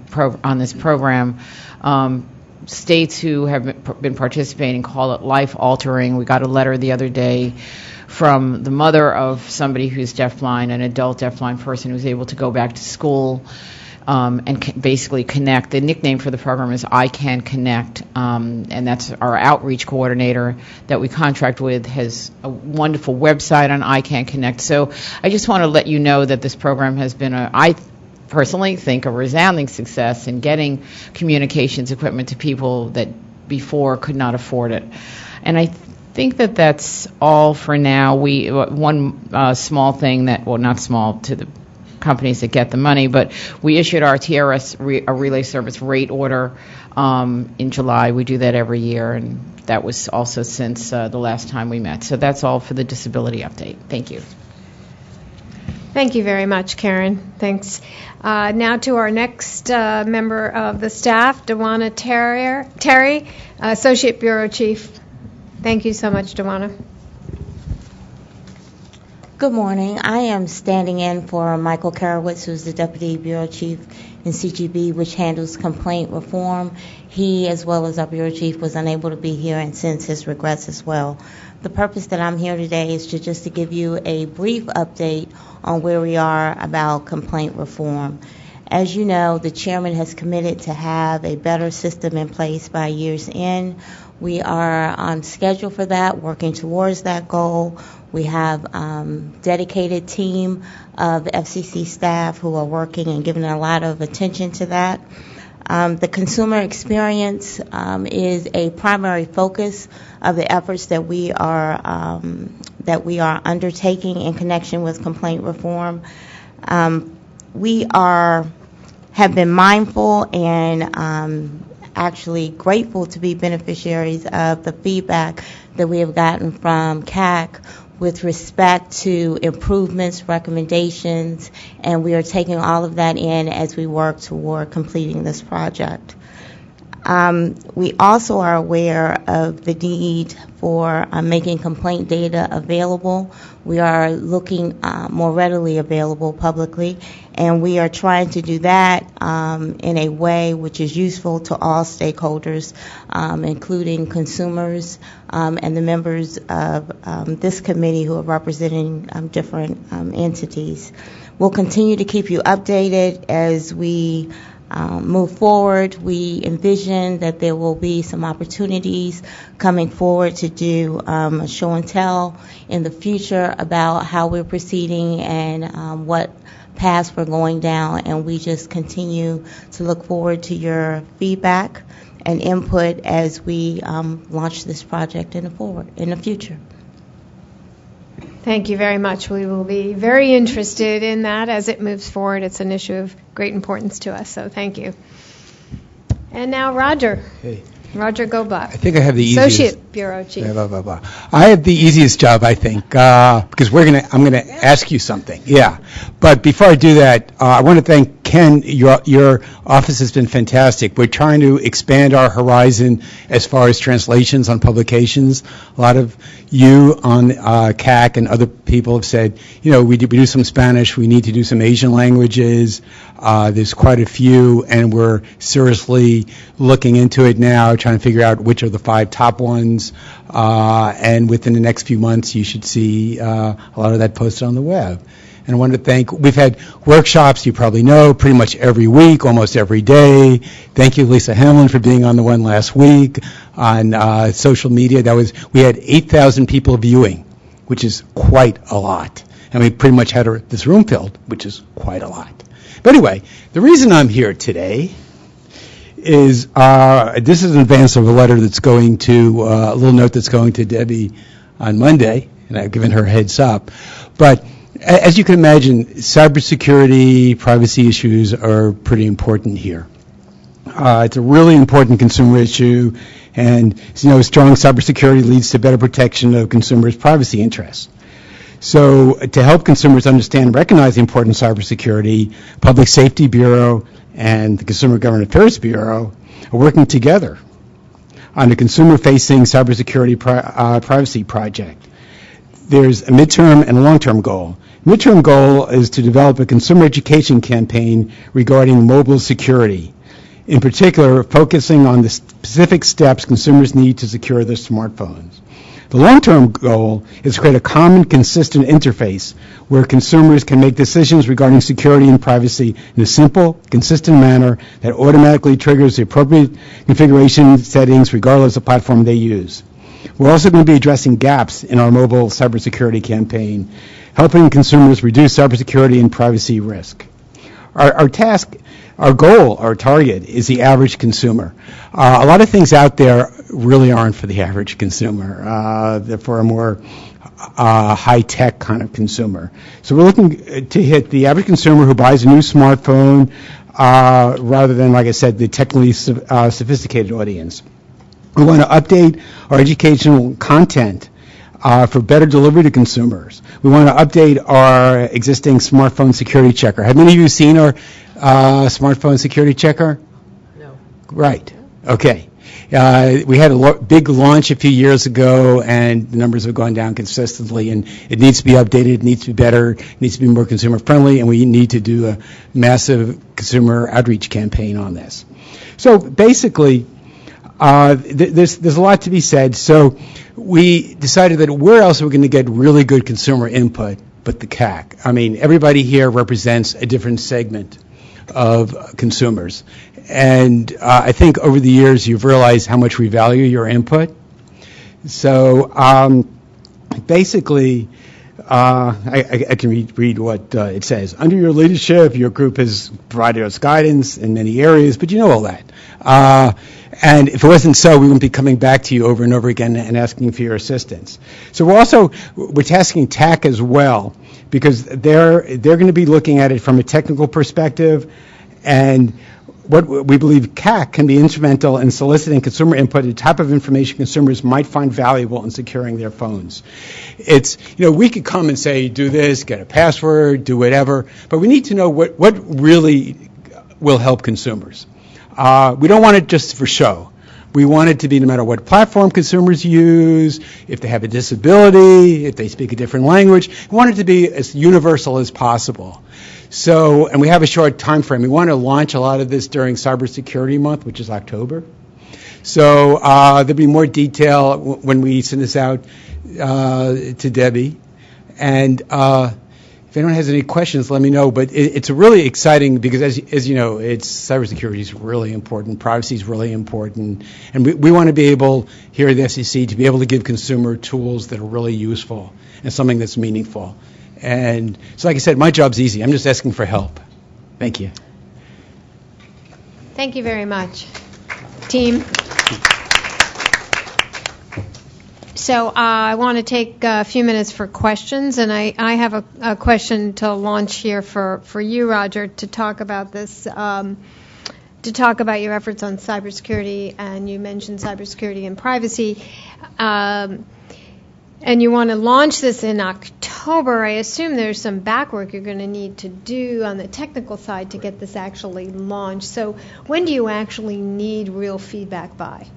Well, the technical will be working on another track. Yeah. So the consumer, we can probably start showing you what we have, within a few weeks, really. But when do you need, in other words, when do you need to have everything, all the input in hand in order to make that useful for what you're going to need to do on the so-called production side? We're saying by the middle of September, perhaps. Really? To Would be able to would that work? have something done by October? Because you're giving us the content, as long as the background platform information Okay. is done. Okay. Earlier, the better. Okay, tomorrow. Okay, that was point one. Yeah. Point two is, I have an interest in the older community, and I think Absolutely. And I think for something like this, you're talking about average consumer, but also, and you mentioned disability, but also older individuals, I think, are a huge community to consider. Yes, and actually, in this regard as well. I totally agree. And their needs are pretty high, because I think what's keeping a lot of seniors from doing a lot of this is their fear of everything they hear about, Right. cybersecurity issues. Right. Yeah. And privacy and And and privacy, security correct. in general. Yeah, exactly. Putting totally cognizant of information all in that. the phone and that sort of thing. It's true. Okay, very good. Thank you. Does anyone else have a question? I see Claude and Paul. So Claude.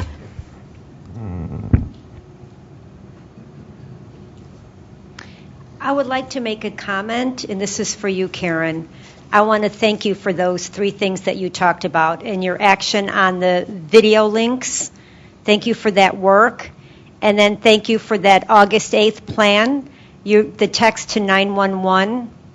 And also, third of all, which is most important for some of our signing community, they're thrilled that you have an ASL call center. And really, our community is thrilled with that. So any complaints that they want to give, any conversation they want to make, they can make in sign language, which is a very comfortable way for many deaf people to communicate. Claude, thank you so much for reminding me of that. I was thinking in terms of proceedings, but this we consider just as big as any proceeding. For those of you who are unaware, we have established here at the Commission an ASL consumer line so that individuals who use ASL, deaf people who use American Sign Language, and want to call up for inquiries or complaints of any kind, not just related to disability, whether it's cramming, slamming, bills, etc., they can now call an ASL line, and we have a person who uses American Sign Language, is a deaf individual who uses American Sign Language. You can take those complaints. And I will tell you, we've started with one individual, but he is very, very busy.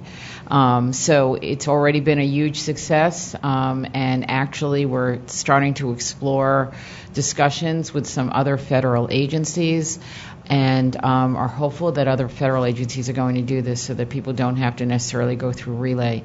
And I just want to mention that Verizon has had this in place for a long time for their consumer center, and we're hoping that other companies adopt this as well, because it's a time saver for the companies to have direct communication, and it achieves more prompter calls and more accurate calls for individuals. So thank you so much, Claude, for mentioning that.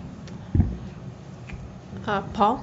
Thanks, Paul Schrader with the American Foundation for the Blind. 2 things. One is I want to also commend the work on deafblind, and sort of apropos of Commissioner Rosenworcel's comments before you came in. It seems like we ought to be moving heaven and earth to tell people about this great program, because if you want to look for something great about what government can do, bringing the ability to communicate to Americans who have been left behind by much of the technology innovations that had been occurring is extraordinary, and that program really has meant so much to people. And I know several of us advocated for it and worked it, and there was no real opposition to it at all. It was just a matter of could we make it work, and you guys have, and it's really terrific.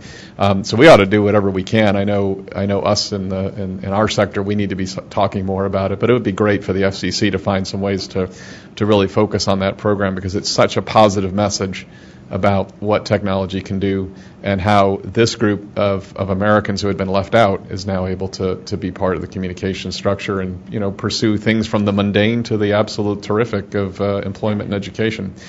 The other thing I would say is I'm glad that the 504 plan moved forward. I believe I saw a note about recruitment for someone handling Braille, and while this is a very small niche issue, it is very important for the Commission to be able to communicate to individuals who do use Braille and who are, and to be able to do that in a way that is efficient and effective for that. And so I hope that is going to continue, and that we'll get somebody in place and we'll be able to see that happening. Thanks, Paul. And you reminded me of something else that I wanted to mention.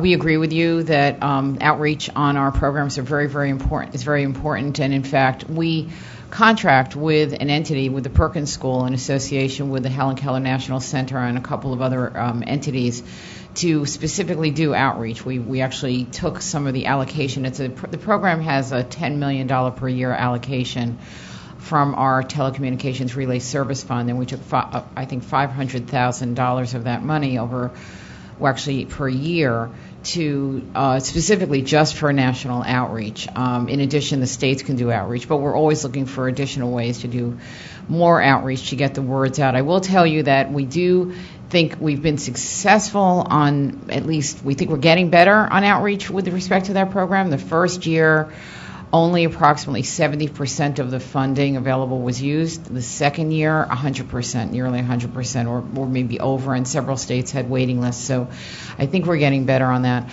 One other thing, though, that you mentioned that triggered something in my mind that I wanted to mention is we recently released a public notice seeking input on the efficacy of the implementation of our advanced communication service rules, and generally our implementation of Title I under the CVAA, that's the 21st Century Communications and Video Accessibility Act.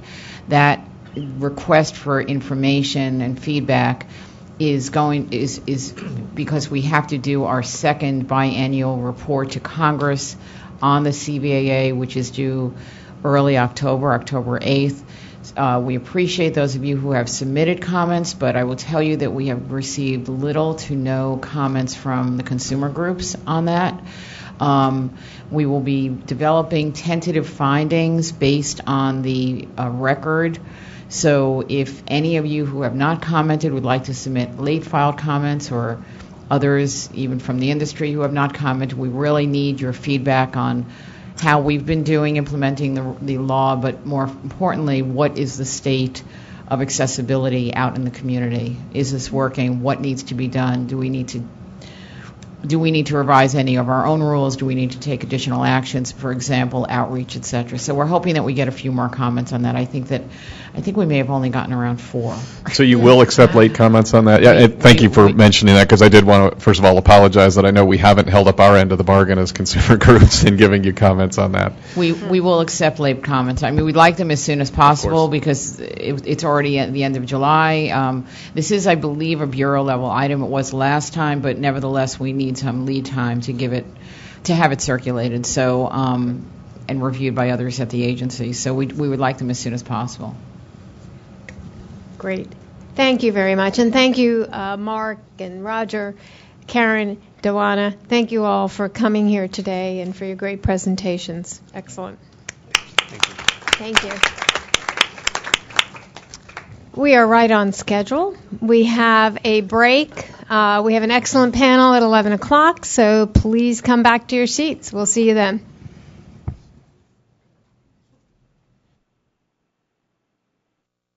Started?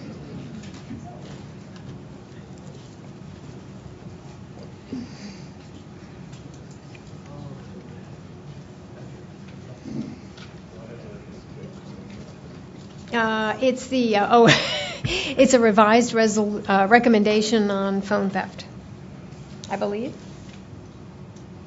Yes, stolen phone recommendation. We'll get that. We'll figure out how it's revised and tell you, Paul. Yeah, it went out through email too. It also went out through email, Paul. This is not a revised version. Yes. This version came yesterday. Today, now. Oh, it just went out. Yeah. Welcome back, everybody. So we have a dynamite panel for you that is going to be moderated by our extraordinary working group chair, Ed Bartholomew from Call for Action. This is on a subject that I'm sure you've heard absolutely nothing about, and that the FCC has had absolutely no feedback on, net neutrality. And we're very pleased to have this great panel. I'm going to turn this over to Ed now so that he can do introductions and get things rolling. Ed? Sure. Don't have to do that up here, I guess. Raise my hand. I want to start by thanking all the panelists for agreeing to join us today and to present for us. I know there's a lot of interest in this topic, and many people in the room are familiar with the panelists and their bodies of work. So I'm going to keep my introductions short so we have as much time as possible for discussion and questions. After I introduce all the panelists, each will present, and following the 3 presentations, we'll have time for questions and discussions. We're working on getting social media instructions together. If you want to tweet in questions, we'll tell you how to do that as well. To my immediate left is Mark Cooper. Mark is Director of Research at the Consumer Federation of America, a Fellow at the Stanford Law Center for Internet and Society, and a Fellow at the Donald McGannon Communications Center of Fordham University.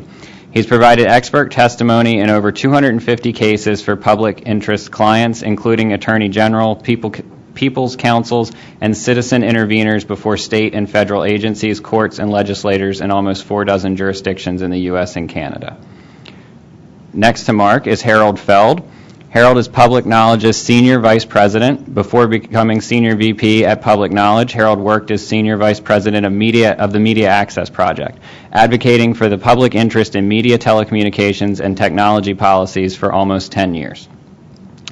And at the far end of the panel is Harold Furchtgott-Roth. He's a Senior Fellow at the Hudson Institute and founder and director of the Center for the Economics of the Internet. He also founded the Furchtgott-Roth Economic Enterprises, an economic consulting firm. And he is a former FCC commissioner, having served from 1997 through 2001, and I'm told he's familiar with the chair he's sitting in. We're going to start with Mr. Furchtgott-Roth, and we'll move back up towards Dr. Cooper. Thank you. Is the microphone on? People here in the back? Great.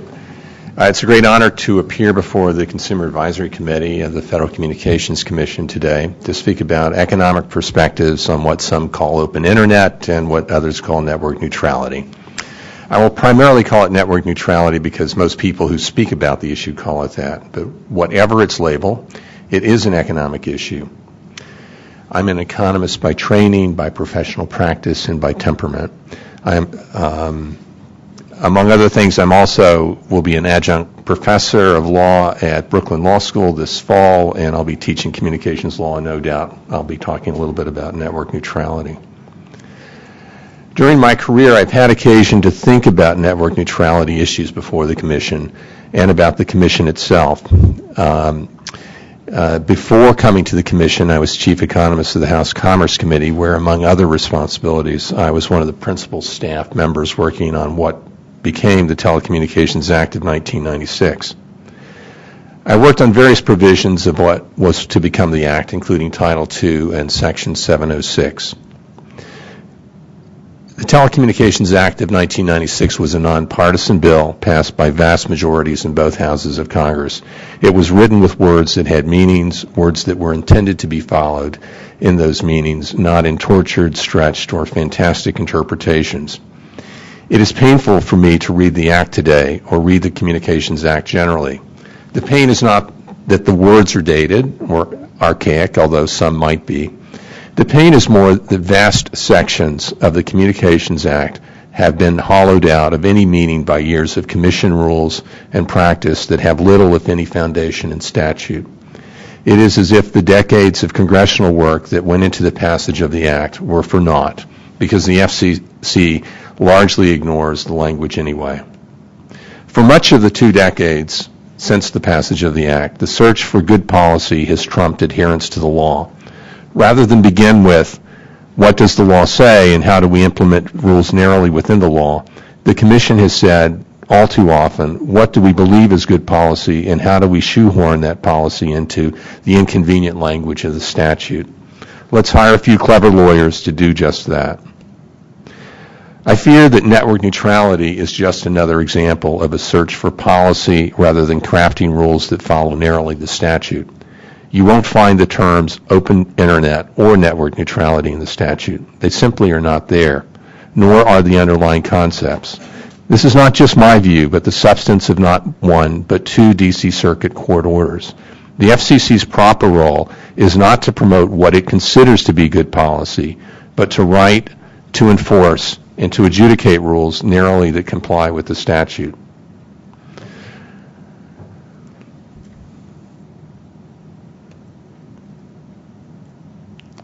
As a commissioner, I met with anyone who wanted to meet with me, and I met members of the House and Senate, a great many of them on both sides of the aisle. A recurring theme I heard was why does the FCC not follow the law that they have worked so hard to pass?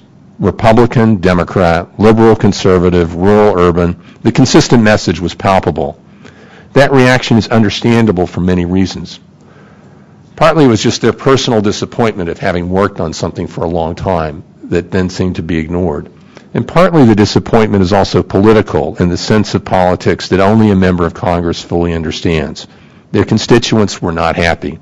Constituents who read the act to mean one thing found the FCC writing entirely different rules. Constituents who invested billions of dollars in one business model only to find years later that courts had thrown it out. A lot of this led to the bubble, what became called the dot-com bubble of the late 1990s and early 2000s.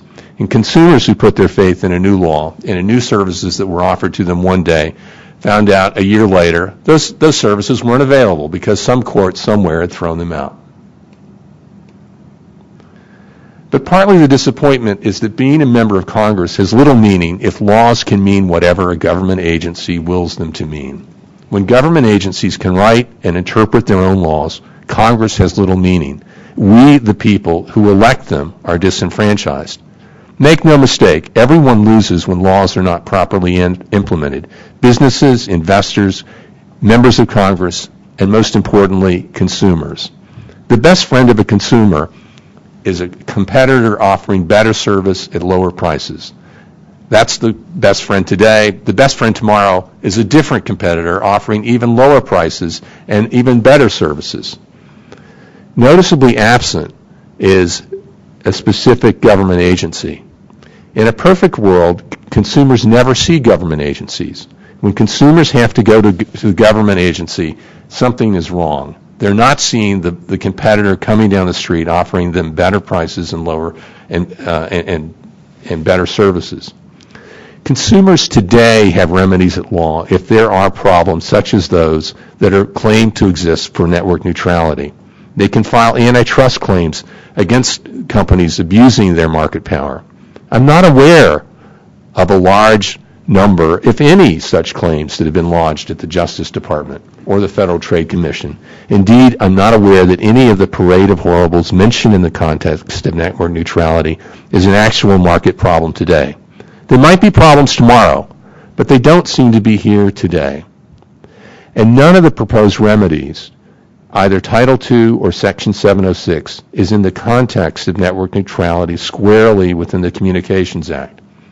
These remedies are shoehorned in hoping that some court somewhere will let it happen. I call this the casino form of government. It is gambling. You take a risk that some court somewhere will call you a winner. Casinos are where people go to forget about realities of a responsible life. Real life is constraining, even boring. At a casino, one pretends to be someone different, to take risks that no ordinary person would take. One knows the deck is stacked against you, that the odds are for the house, and that the individual most often will go home a loser. No matter, there is hope for a win at all odds in a casino. It is one matter for an individual to go to a casino to enjoy risk-taking. It is an entirely different matter for a government agency to play casino.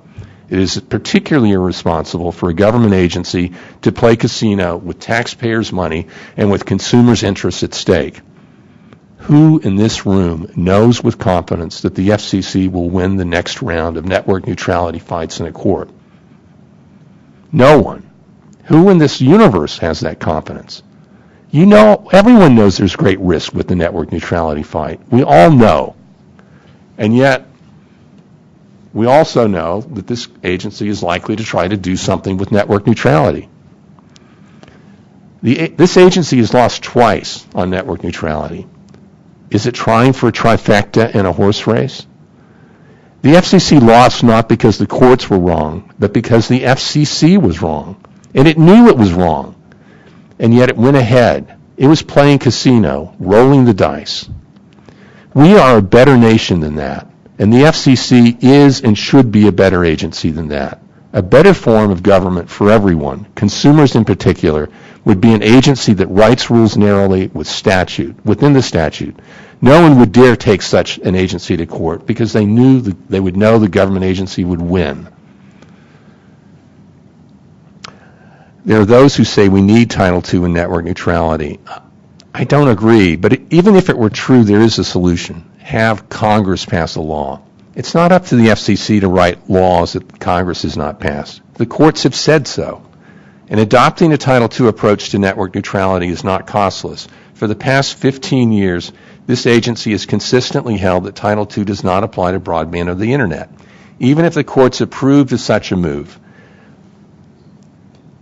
for the FCC now to say, yes, Title II does apply to broadband and the Internet, it would undermine much of the past 15 years of rulemakings and adjudications of this agency. It would take a very long time to go back and try to clean up all of the decisions that this commission has made over that period of time and to bring them into this new world in which Title II applies to the Internet and broadband. Is that really what the FCC wants to do? Nor is Section 10 a remedy to Title 10. Section 10 reviews take years and have uncertain outcomes. Do we really want to put edge industries under Title II and then tell them, good luck, spend the next several years trying to get out from under it? Others say that Section 706 gives the FCC authority to regulate. The D.C. Circuit does give the FCC some authority under Section 706, but it's very narrow. It doesn't allow for Title II regulation, and it's not really clear that all of the contexts of 706 have been fully presented to the court. For example, 706 speaks of broadband in terms of switched broadband. Switched. Is that what we really want in the 21st century? Is that the basis for the FCC to regulate switched broadband, not other forms of broadband? I have further remarks which I'll be happy to submit for the record, but I will turn it over to my good colleagues here. And it's a great pleasure to be on a panel where the Heralds are in a majority. This is probably the first time in history. Thank you. All right. So first, I have to certainly concur in the last statement that Commissioner Harold Furchtgott-Roth has made. I also have to say that for him sitting on this dais, his old hat, for me, I'm like, man, I love the view from here, particularly from this center seat. Probably the only time I will ever get this view. I could spend my 10-minute introductory remark responding to many of the points that the commissioners raised. I think that I will just limit myself to saying I agree that the problem has been that the agency all too often has pursued clever policy rather than followed the law, but I disagree with what the law actually says, which is perhaps not surprising. I believe that it was fairly obvious that broadband transmission meets the statutory definition of Title II. That was the law as we applied it until the cable modem decision came along. And the Supreme Court in Brandeis said the FCC had discretion to decide how to interpret that statutory provision. So, okay, the FCC had the discretion to change its mind and apply and decide that when you commingled the transmission and the information services, that you could then treat that as a Title I information service. And we have ever since then, been living with the consequences of those policy decisions. I would like to instead take the time to focus on why this is a consumer issue. We talk a lot about investment. Again, for every one of the points that is raised, there are mounds of contrary arguments. One of the things about this argument is a lot of this ground has been crossed over, and there's a lot of the lines for much of this are pretty well marked with regard to does it incent investment or doesn't it incent investment? What are the impacts on innovation and the edge? Let me focus on the consumers for a few minutes. First of all, what do consumers care about broadband for? And let me tell you, the answer to this question has changed a lot in the 15 years that I've been doing broadband policy. I first got this question back in 1999 when we were debating about the future of broadband policy, when the question was asked to me, why does anyone care when we have 66 kbps dial-up? Isn't that, fast enough for everything? And the first answer I gave there was, I want you to take your old modem from a couple of years ago, the one that, worked at a much slower speed, and plug it in and see how much you could negotiate the fantastic web of 1999 with that. And the usual answer was, well, things don't work very well at the slower speed. And I was like, that's why we care about broadband from a consumer perspective, because these things are going to evolve. Things have evolved astronomically since the first time I was asked that question, why do consumers care? And we now see, 15 years since that was asked that question, that we care because broadband has become integral to our lives. It really has become the basic service.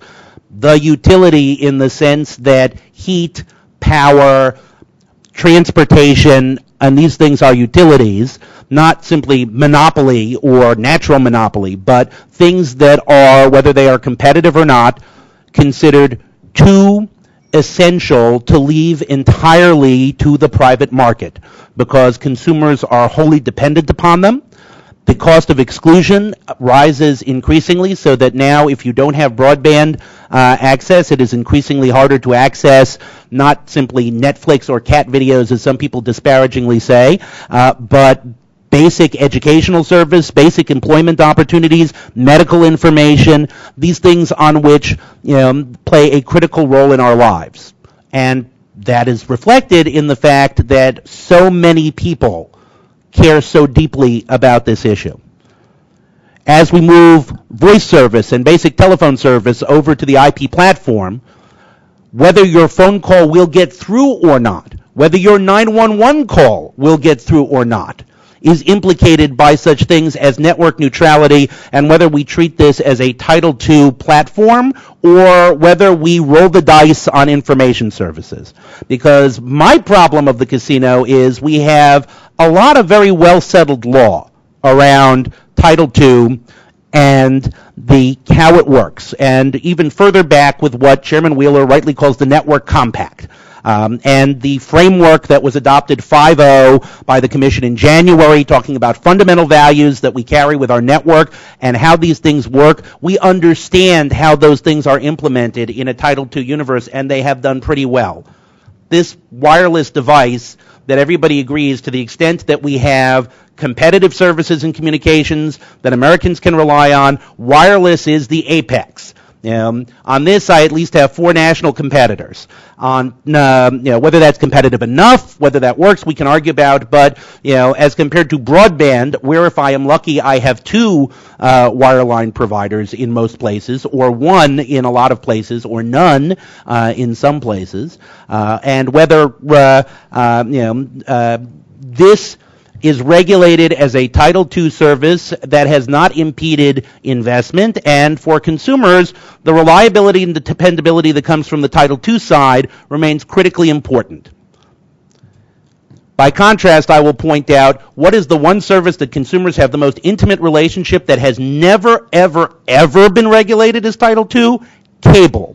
This, of course, has made it the most innovative and the most beloved by consumers, as you can tell from all of the consumer satisfaction surveys. Yes, cable has never been Title II.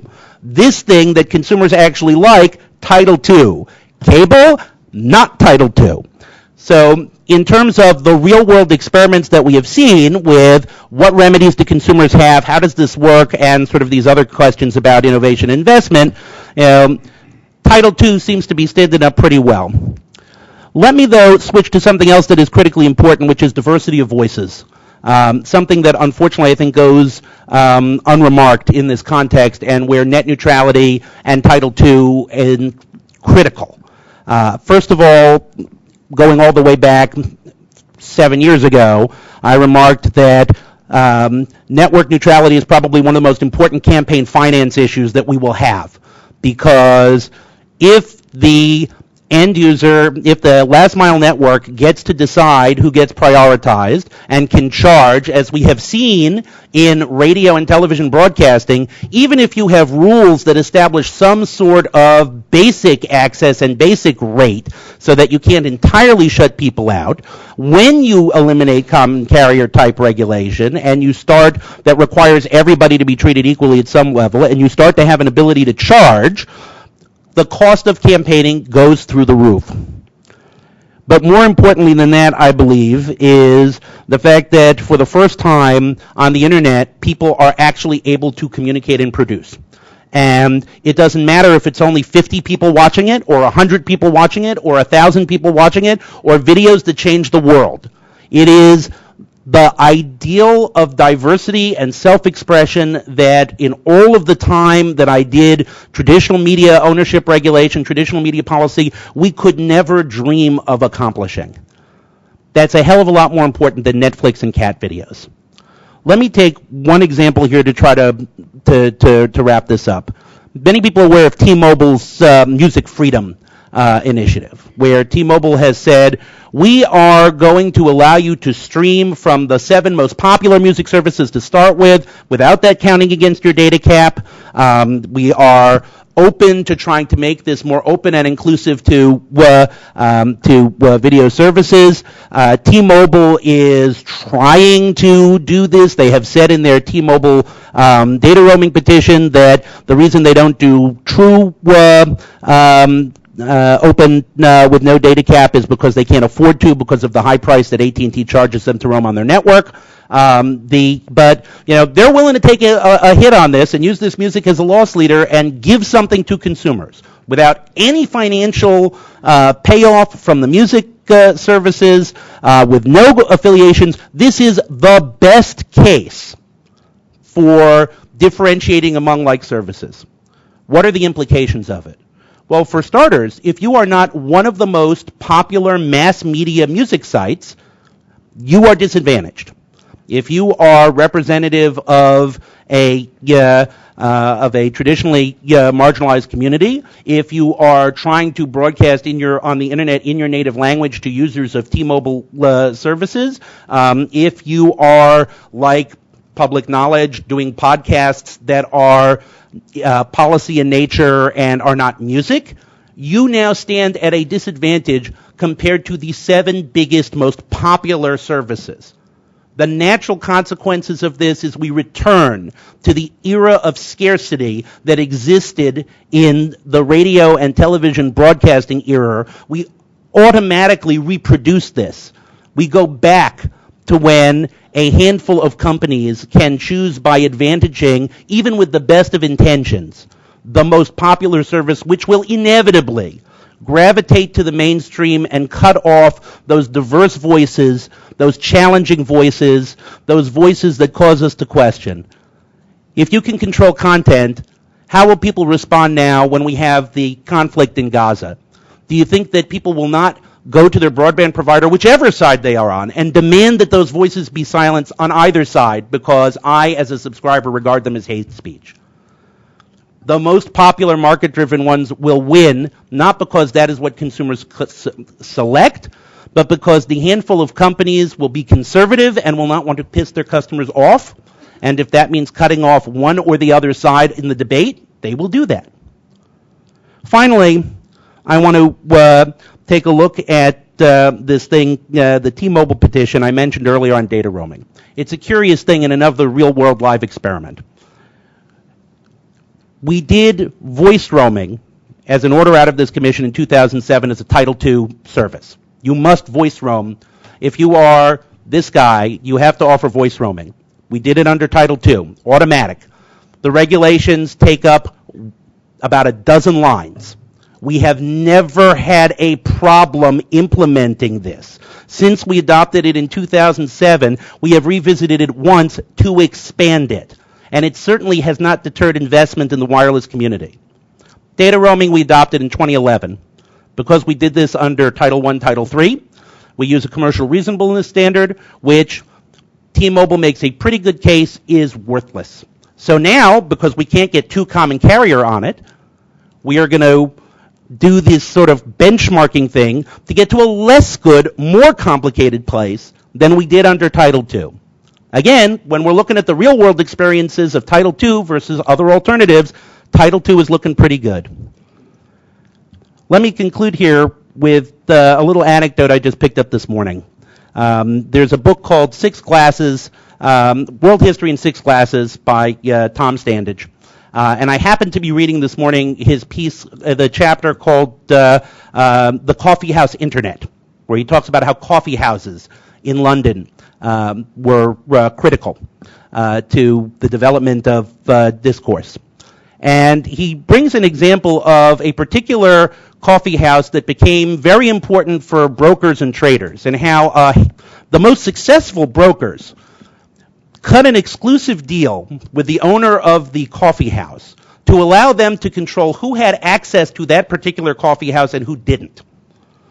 Now, you could go to any other coffee house to get coffee. There were hundreds of coffee houses in London. But if you excluded traders and other financiers from this particular coffee house, it had devastating effect on their ability to conduct business.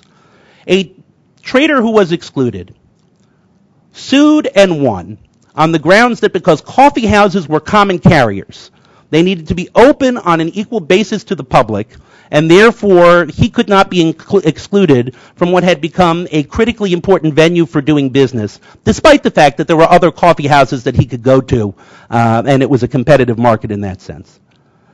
Some things don't change.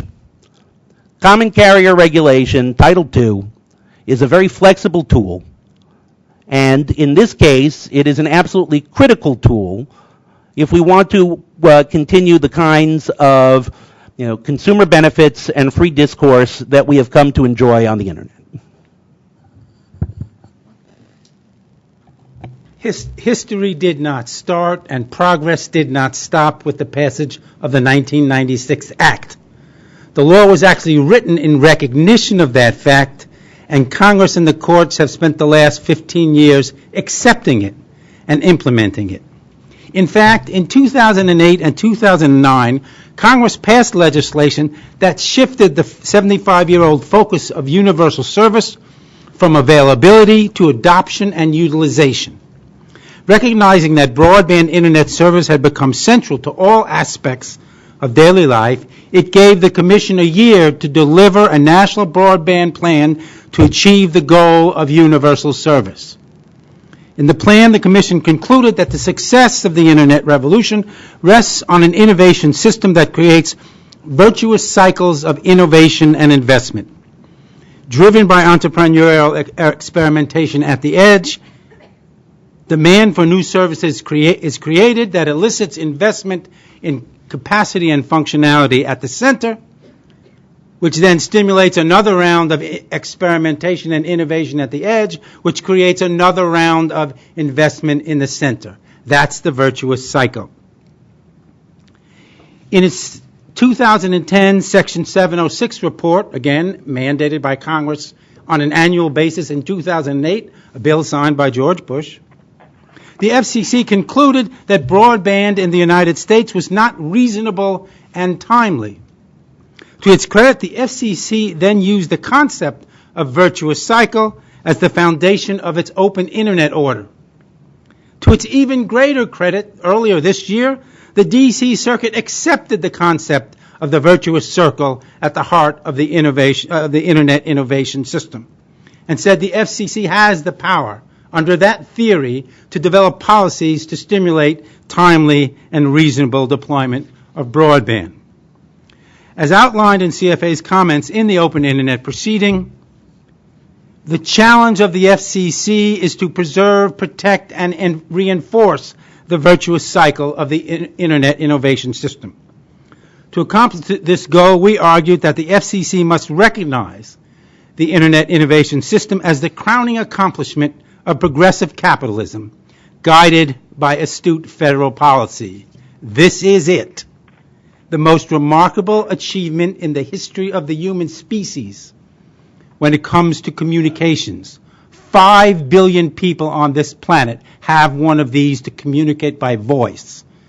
And it is capitalism that did it under well-crafted federal policies. And so what are those federal policies? Now, this is where history matters, history before the 96 Act. The key conditions that were directly affected by FCC policy include the following: neutral and open networks in which you don't have to worry about communications or devices. No need to engage in costly bargaining with bilateral dominant incumbent carriers over access to the network in cost and quality. Interoperability, open standards, and an unprecedented degree of user-driven innovation. The expansion of entrepreneurial experimentation at the edge was driven by other factors that the FCC didn't have a role in, but the core of the communications network was decided by that FCC policy, progressive policy unleashing the forces of capitalism. If we go back and look, and this is well before Harold's time, in the Carter phone, computer inquiries, and unlicensed spectrum decisions, the FCC adopted bright lines that mandated non-discriminatory open access to essential communications bottlenecks, mandatory open access, so that people like Mr. Hayes could build a modem, so that the Wi-Fi community could access the spectrum without getting a license. These clear and simple rules allowed extensive and intensive entrepreneurial experimentation at the edge, but it did not require the involvement of the regulator in the day-to-day operations of either the communications protocols or the entrepreneurial activity. It created a space that I like to say lies between the market and the state. But make no mistake about it, you needed an agency to create that fence, those rules to open for innovation. Now, multi-stakeholder processes took place in both the Internet and Wi-Fi, voluntary multi-stakeholder processes. But make no mistake about it, they would not have succeeded but for the prior strong action of the FCC in creating the space. It is also important to recognize that it was the entrepreneurs and new entrants who did the multi-stakeholder policing, not the dominant incumbents. In fact, the dominant incumbents opposed every aspect of open, decentralized communications from day one, when AT&T told the Department of Defense to take a hike when they started talking about developing decentralized communications. This is progressive policy guiding progressive capitalism. At this stage of the game, it is important to recognize that the dominant incumbents, and they're still dominant when it comes to last mile, whether it's cable or telecom, they have a strategic place in the digital communications platform. No doubt about it. They can harm the virtuous cycle in a number of ways. Network owner actions can dampen the willingness and ability of people at the edge to invest. They can impose counterproductive worry about protocols and devices. What are they going to let me use? They can undermine interoperability. They can increase costs substantially by engaging in negotiations over access of quality and price. They can chill innovations by threatening to hold up successful operators, applications developers, people at the edge. Once you get successful, they're going to pick your pocket. Well, that's going to destroy your incentive to invest. As incumbent network operators, they have a very conservative and myopic view of the world. They are likely to have a preference for preserving the old structure. They pursue incremental and process innovation rather than radical product innovation. And they definitely have a proprietary culture that prefers restrictions on flow of knowledge.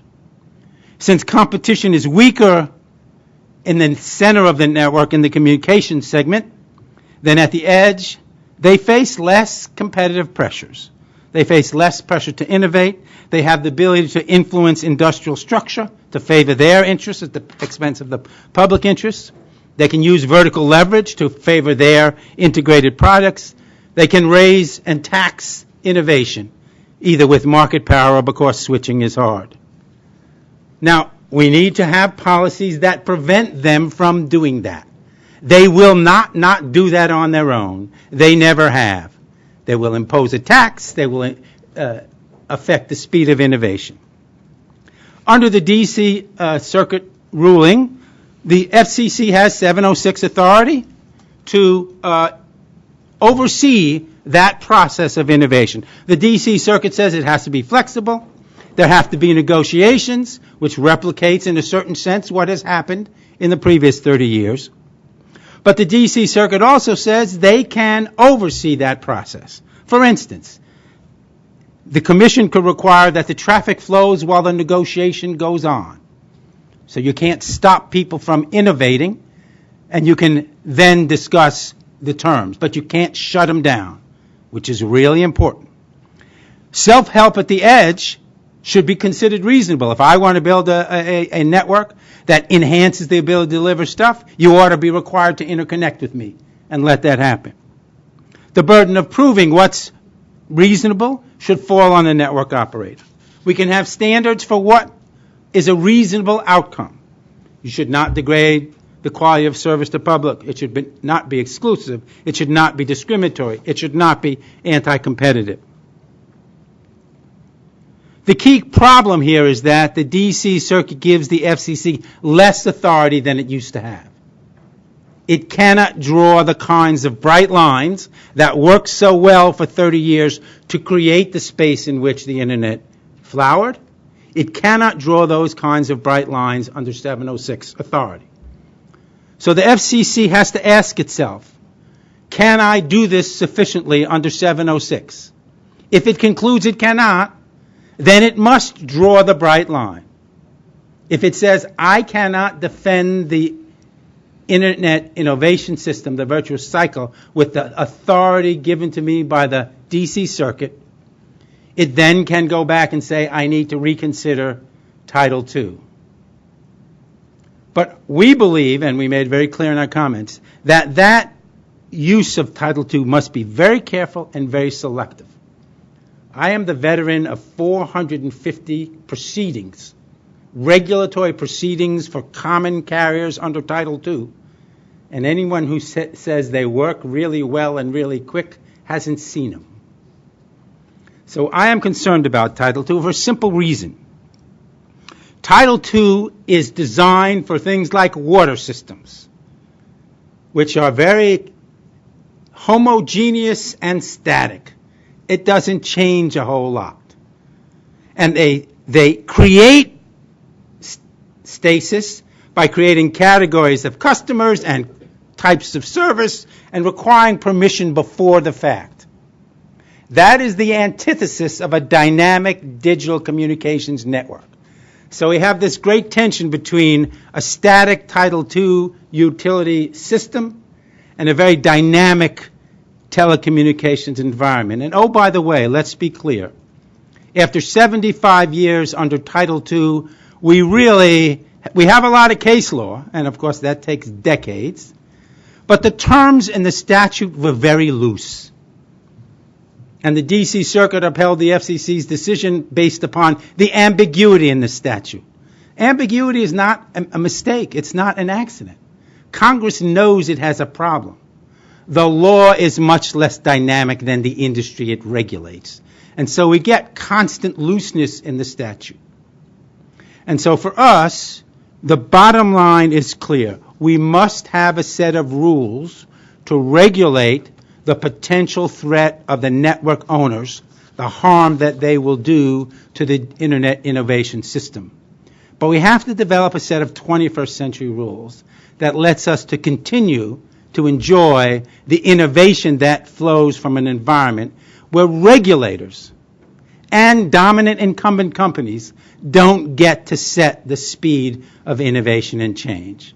It's a tough challenge, but it's something that the D.C. Circuit has actually given the FCC the authority to craft it. And so we look on this moment as a possibility for rising to the highest level of our progressive capitalist system. And that task falls to this agency. Thank you all for engaging opening comments.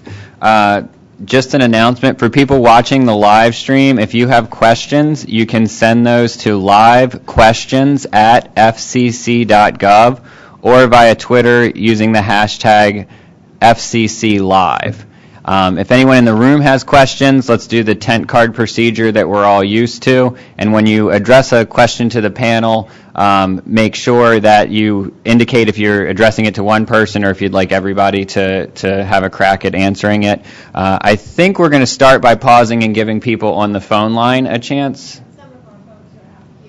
Yeah, and if you've moved to see better, raise your hand or whatever, and we'll try to grab you. But let's start with the phone because I know they've been patiently listening in all day.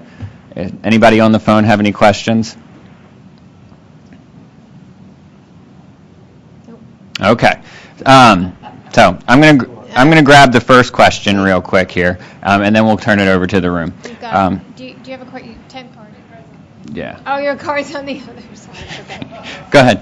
So Amina and Claude has his. Benton Foundation. I had a question for Harold Feld. I was interested in how some of the, listing out what sort of values or consumer protections are available under Title II for consumers in sort of the scheme that you proposed in terms of network neutrality, but also under universal service or emergency communications.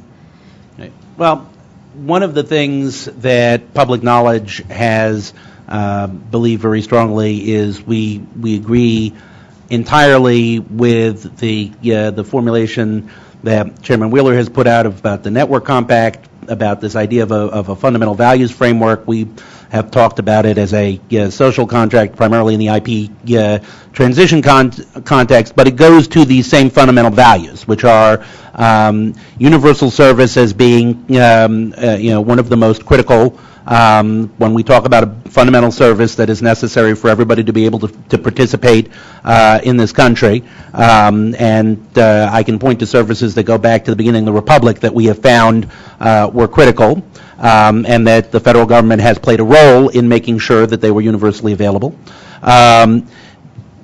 Competition is one where we have viewed this, particularly in the last 50 years, as important. I will say that one has sort of waxed and waned depending, but it has always been sort of present as a general idea that consumers do best when there are competitive service offerings. Consumer protection on some of the most basic levels, and by that I mean everything from just sort of the nickel and diming of the American public by having this bills that are not accurate, terms of service that can be changed with no notice, sticky features that prevent people from switching, a host of consumer protections that, because this set of concerns about privacy, which are increasingly critical as we're aware, because the service is so critical and important, we need to protect consumers in a way that we don't with regard to most commercial transactions. There's a kind of background consumer protection, and then there are special things that we've recognized in Title II, particularly with regard to truth in billing, privacy, and reliability, which again is kind of one of the key points. And this is where Commissioner Furchtgott-Roth has talked about the casino. My problem is that too often for consumers, their broadband service or these other, that becomes like the casino. Is this the day on which my service is actually going to work? Is this the day on which, the flexibility given to the last mile company means exciting new prizes and potentials available to me? Or is this the day when, because there is some commercial dispute that I cannot do anything about, my service does not work or deliver me the services that I actually would like to get? And for most Americans, their broadband connection should not be the casino. It should not be every day an exciting new surprise. It ought to just work in a reliable and predictable manner in a way that is affordable. And having that encourages, I believe, all of the rest of the benefits that we like to talk about. Let me make a point here. It's interesting. Universal service is already under Title II, under Section 254. The 10th Circuit upheld the FCC's universal service reform, a humongously important decision, more important than the network neutrality decisions. It is extremely important. It recognizes Section 254, which says information service and advanced telecommunication services are part of universal service. Now, there's lots of details to work out. It would be easier if broadband were under Title II, but it's there. It's really important, and we need to develop those powers. The interesting thing is, if you look at the structure of the Act, the thing that falls through the crack is Section 255, consumers with disabilities, because 255 has completely different language than 254, universal service. And so now you've got this problem where that section of the Act is getting isolated under Title II. And one of the things we might want to do is insist that meeting the needs of consumers with disabilities is a primary standard of reasonable and timely deployment of broadband. I want to haul that under Section 706. But Harold's point, and is really important, a lot of the issues on Title II have nothing to do with network neutrality. There was an awful lot more at stake in Title II than network neutrality. In fact, network neutrality was never regulated under Title II. It was always regulated through ancillary authority under Title I, which the courts have basically put in the wastebasket. But it's all those other things that the FCC gave up in 2002 when it classified broadband or high-speed data transmission as a Title I service. It gave up all that authority. And you know what? They never considered that stuff at that time.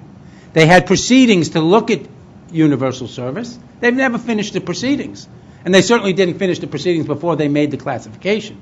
So we can have a good argument about whether the service should be classified as Title II for everything else except network neutrality. Interesting prospect. And it sounds nuts, but you know what? That's what existed from 1968 onward. Network neutrality was over here, and Title II was over there. It didn't bother anybody that it was classified in different ways for different titles of the Act. So there's all kinds of possibilities here for creative thinking about how to get the most authority possible for adopting progressive rules that give us the kind of system we want. Claude put his down. Paul wants to ask a question. Paul? Paul Schrader, AFB. Just a very quick comment on your point about 255. When the Communications Video Accessibility Act was constructed, there are a number of things that do speak to Internet access and advanced communication devices, and there was a lot of conversation about that. Ultimately, all of that language got put into Title 7, I guess that 6 or 7. Well, it's all Section 716, 717, 718, and 718 in particular speaks to Internet browsers, but 716 also speaks to other advanced communication services. So, just a small point on your notion, the point about Section 255 and its isolation from other things that are happening in Title II or could happen in Title II.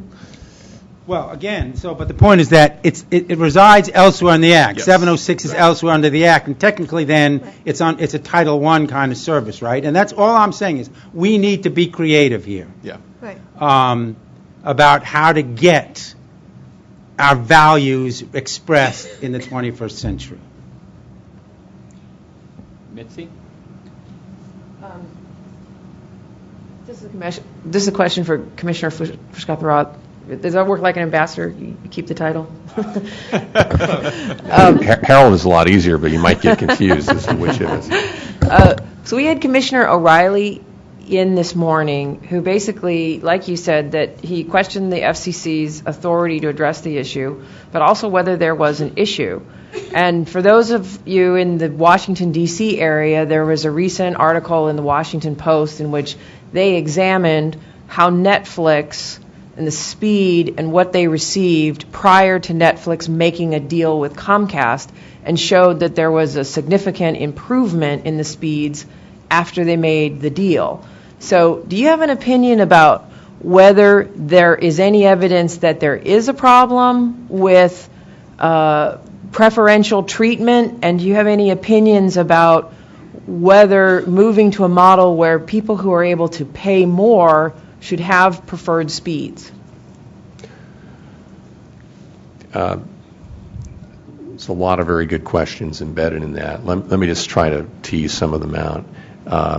Different concepts of network neutrality address different types of payment for preferential service. I think most discussions of network neutrality would not prohibit the type of commercial arrangement between Netflix and Comcast or Netflix and Verizon, because that has to do with essentially the middle mile, if you will. It's not a last mile. It's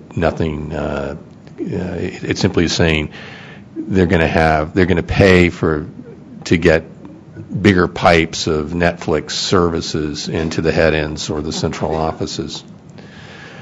In terms of whether or not there is a problem, it's interesting to me that Netflix didn't bring an antitrust case, did not bring any type of commercial litigation against any carrier claiming that there was something improper in how they were providing service.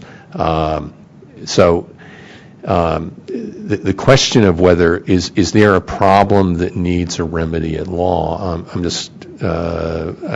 I keep waiting to find this flood of cases out there, and I just don't see it.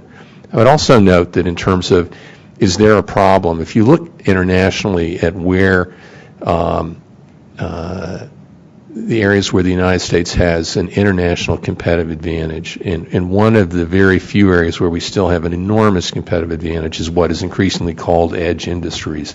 It's the online industries. There's a front page story today about how Mark Zuckerberg is about to become the world's richest man. Online industries the U.S. is very dominant in, and they're dominant in a legal and regulatory structure that has not had network neutrality rules. This is our online industry has flourished in the regulatory structure that's been in place over the past 20 years and has done quite well with that. I really do have to respond to the antitrust question, because you basically said the average consumer should just bring an antitrust case against Comcast. That doesn't work, folks. Antitrust is very, very difficult, and in this particular case, I'm going to run into the Trinco doctrine, which says, hey, the FCC regulates it, so even if you had a complaint, you should have taken it to the FCC. So antitrust is not a solution for, as Harold points out, a service you use on a day-to-day basis and you need it. It just moves too slow. I do think, and one of the reasons I have gotten on my progressive capitalism high horse is that we have had an immense amount of success. And we have it, the first 30 years was with the computer inquiries. So don't tell me it wasn't regulated. It was severely regulated. AT&T hated those things. The Carter phone decision, which let all this foreign exchange stuff connect to their network. They hated that stuff. Let's be clear. The condition was regulation. Now, in the last 10 or 12 years, we have not had, we've had regulations. We've had court cases decided our way, reversed by the Supreme Court. We've had policy decisions from the FCC. So the threat of regulation has been there and very strong. We still have plenty of good examples. I don't need a day-to-day problem. I just need a couple of examples where you pick my pocket after I succeed to send all the investors someplace else. That's the great problem with anticipatory innovation. So we have had a tremendous success. under a light-handed approach that combined astute, progressive rules with really great American capitalism. That's what we're trying to preserve here. And we're losing the rules. We need those rules. So we got an extra 5 minutes generously doled out to us here, and there was a question that came in from somebody who was on the phone but couldn't get in quick enough. And this is for all three panelists. Haven't broadband internet access providers already taken real-world actions that violate the accepted tenets of an open internet, such as Comcast throttling of BitTorrent data, carriers restricting access to over-the-top IP-based voice options like Skype or Google Voice, as well as sponsored data plans for mobile broadband? Yeah, I mean, this is the thing, is how many more examples do you want? One of my favorite points to make is that there is a principle in logic called the black swan, which is you can try to reason that all swans are white from the fact that I have never seen a black swan, but when you find a black swan, it falsifies the statement all swans are white. The notion that we don't have problems when we have had problems is somewhat contrary to reality. And you then get into this, usual back and forth of, oh, that was just one example. Yeah, involving the largest provider, millions of customers over a year until regulatory action happened. How many more times do you have to have that? And I will say, by the way, one last thing, which is we, public knowledge, actually used the network neutrality rules while they were in effect. AT&T initially said when they were rolling out a generation iPhone that they were not going to include FaceTime except at the highest package. So we in Free Press went through the rules. We filed our initial letter where the next stage is you go and you talk to the parties. We talked to AT&T. AT&T said, well, all right, we have problems because our network sucks. I'm paraphrasing. Therefore, we want to roll this out in a more controlled manner rather than put it out there all at once. We said, all right, as long as the whole thing gets out there in a reasonable time frame. And the problem was resolved. The rules worked. The rules did not, in fact, impose a terrible burden. The rules, in fact, provided a nice, clean, simple way to resolve this stuff. No muss, no fuss. So, I get back to every time we test some of these propositions in the real world, it turns out that what people on the other side are saying are wrong. Are there no problems? Yeah, we've had problems. Are the rules, automatically overly burdensome and terrible? Well, when we had them in place, they actually worked pretty well and let us resolve disputes without a lot of shouting. Does this stuff impede investment? Well, it didn't impede investment. So, I'm more waiting for the disasters that are predicted. And Harold's point, if you go back and look at Comcast BitTorrent, which was sort of the origin of the current round of disputes, it turns out that once they admitted that what they had done and said, well, we've got another way to do it, and they instantaneously found a non-discriminatory way to handle the problem they wanted. The engineers were just furious at the fact that they had somehow or another arrived at the absolute dumbest way to deal with the problem. A simple rule, the problem went away. The Netflix example also suggests that, this was about money, not about technology, right? The problem goes away instantaneously. So a good set of rules that said you're going to have to play fair and someone's going to watch and gets people thinking about how to solve the problems in a progressive manner. And lo and behold, the network operators don't suffer and the edge community doesn't suffer and the whole internet engine continues to work. That's what good rules do. That's the way Wi-Fi has worked. It has been really a very, very difficult space, but as long as everyone was told you will have access, you will defend yourselves, they have worked through all kinds of problems, and no one has noticed it because there was an obligation to have access. And that's what we need to replicate in the broadband space. I view this in a very different way. If you look at the past, if the caller is saying that the service providers are providing poor service and are doing things that are wrong, there are a lot of remedies in law today that could address these issues. Just going back to the Netflix, if Netflix thought that Comcast was doing something unlawful, Netflix has a great many resources at its disposal that it could have challenged Comcast with. It instead decided to sign a commercial agreement. The sort of the parade of horribles we hear about bad things, what is not being mentioned is why don't we see legal actions being brought? This goes to, I think, is a better example of Harold Feld's issue about the swans. Have we really exhausted the remedies? And I have to take exception with the characterization that there have been network neutrality rules in place for decades. Network neutrality today, as I understand it, pertains to the Internet. It's a very different world than the old regulated AT&T. I would be very surprised to hear the leaders of big online companies or the tens of thousands or hundreds of thousands of startup companies to say that, oh yes, they understand that they've had some protection with something called network neutrality rules. This is not front and center for them. So I think the caller's question, if there really are problems, I think I'd like to hear about them. I think there are a lot of people in this room who would like to hear about them and see if there's some legal remedy that needs to be taken. Actually, 250 edge companies wrote to the FCC and said exactly what Harold says they haven't said. They said, we are really worried about losing network neutrality.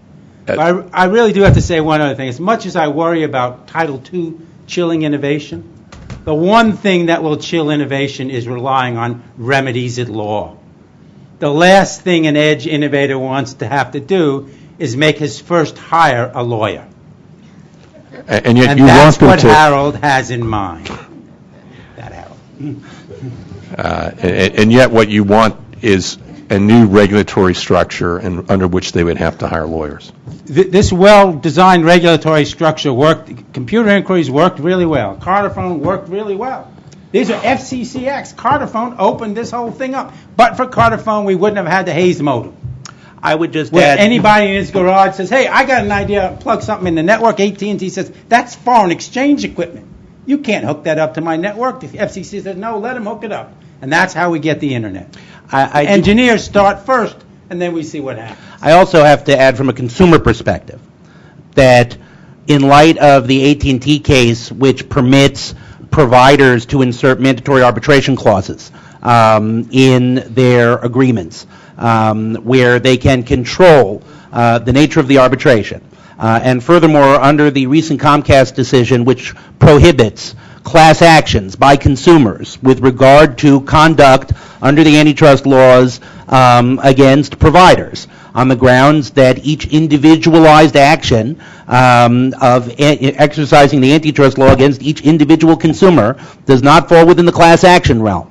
So providers can, if we were to rely on remedies at law, and the FCC does not somehow have the magic ability to prevent providers from adding a clause in their contract which says, you're, by subscribing to our service, you agree that any dispute with regard to, your inability to get the service that you want or anything, must be handled by an arbitration panel, by the International Arbitration in Paris, then that is what we are going to have, unless we have some kind of legally enforceable rule that gives consumers the ability to go to someplace accessible and protect themselves.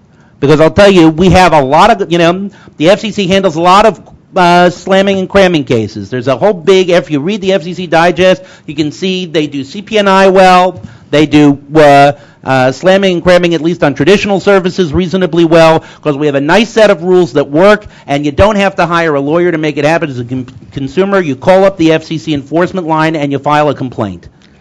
And from a consumer perspective, the notion that you're going to do an antitrust action in the unlikely event that they haven't modified your service agreement so that you can't bring any action is just ludicrous. So we're getting the hook because we stole 10 minutes instead of just 5. I want to thank everybody again for taking the time to join us. And I failed to give Art Neal from New Media Rights credit for the final question that was asked. He's the one that sent that in. So I wanted to give him a plug too as well. So thank you. Thank you.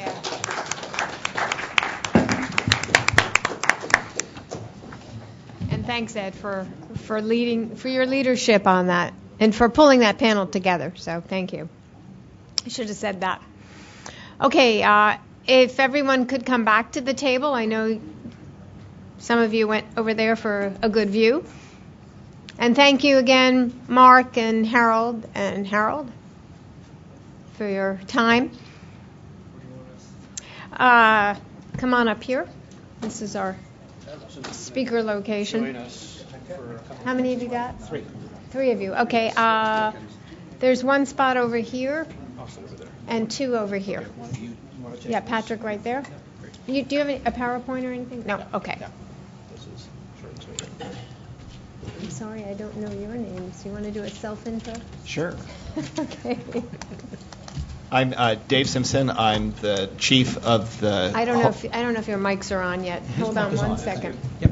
Yeah. Dave Simpson. I'm the chief of the Public Safety and Homeland Security Bureau. And I'm David Firth. I'm a deputy chief in the Public Safety Bureau.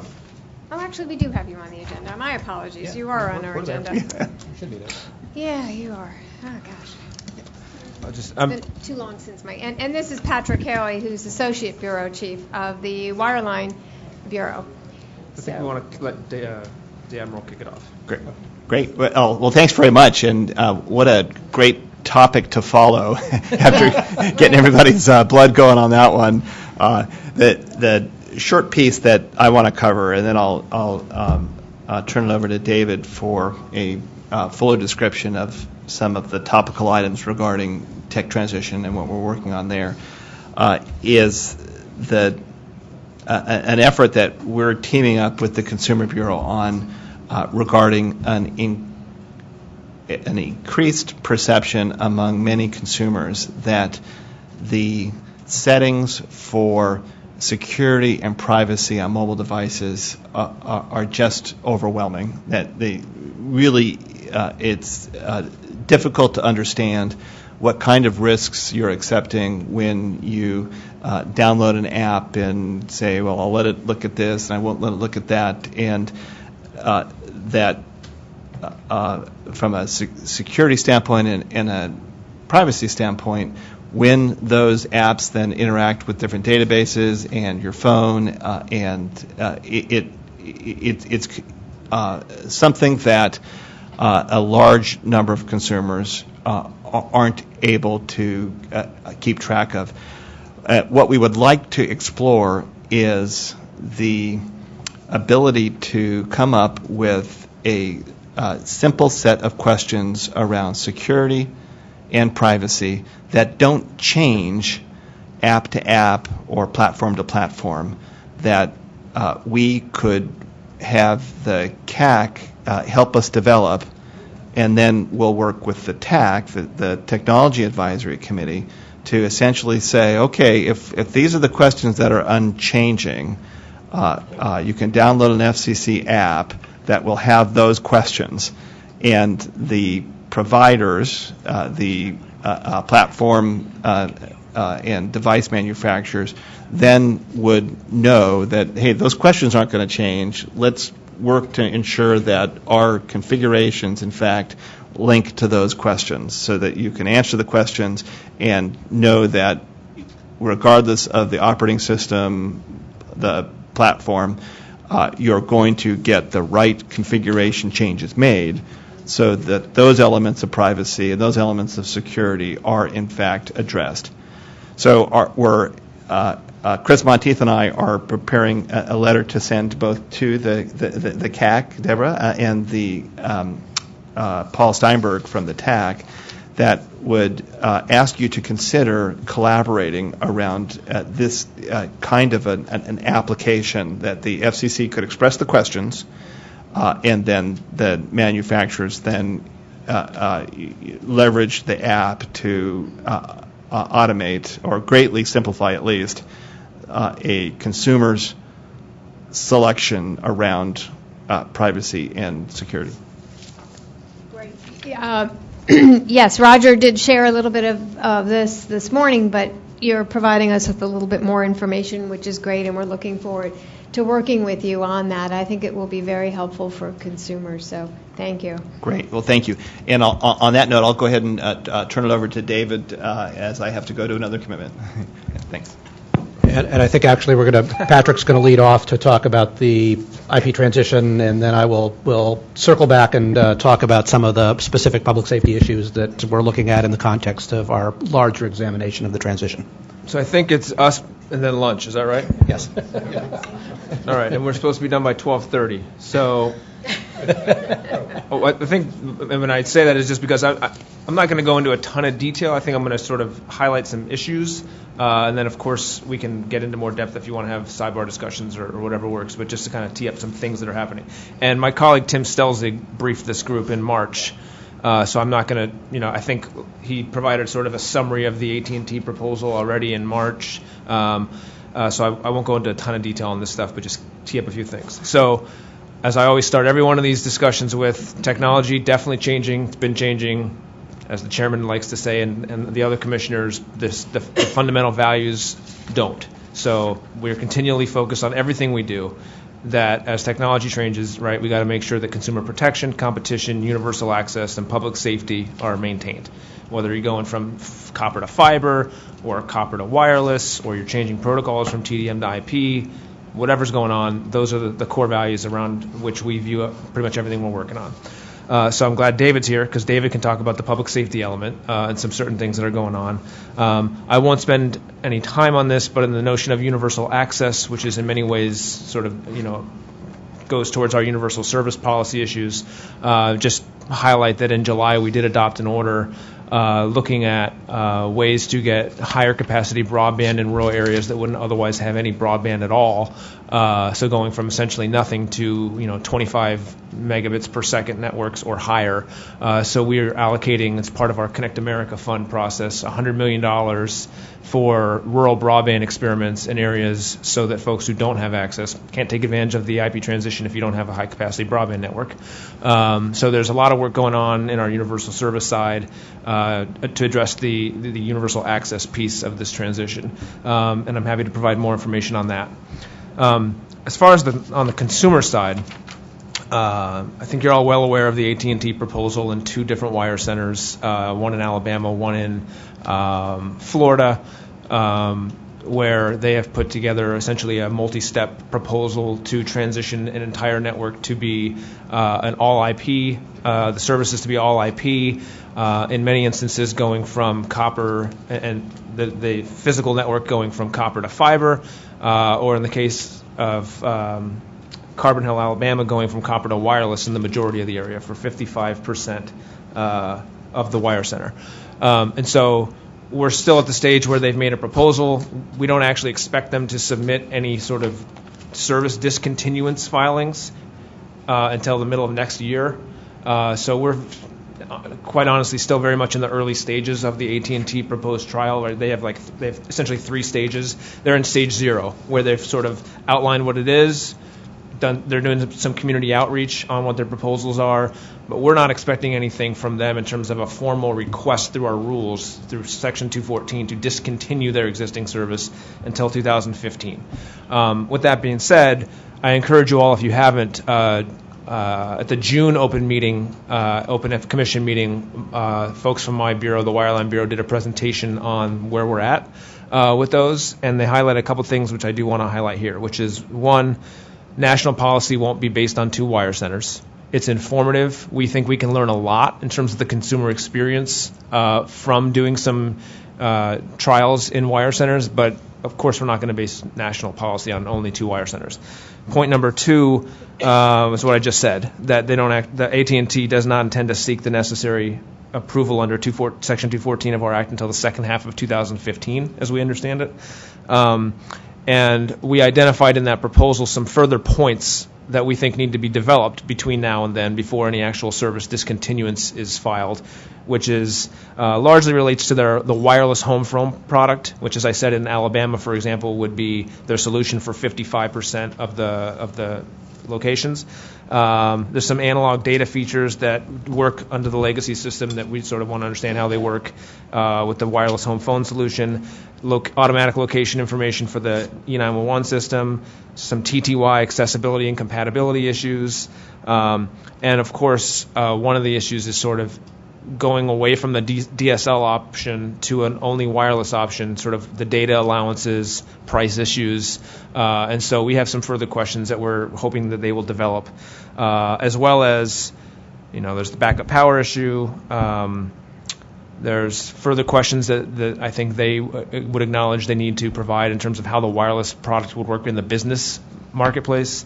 David will probably talk about this, or if he doesn't, we teed it up at the June meeting, which is the GETS and wireless priority service, how do they work on the wireless side?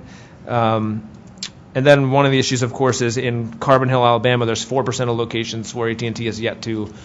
They've said it's not their wireless product and it's not their UVerse product, so we don't know what it is yet, and sort of need to understand how that's going to work. Point being, there's still some work to be done in terms of how some of these issues are going to be addressed.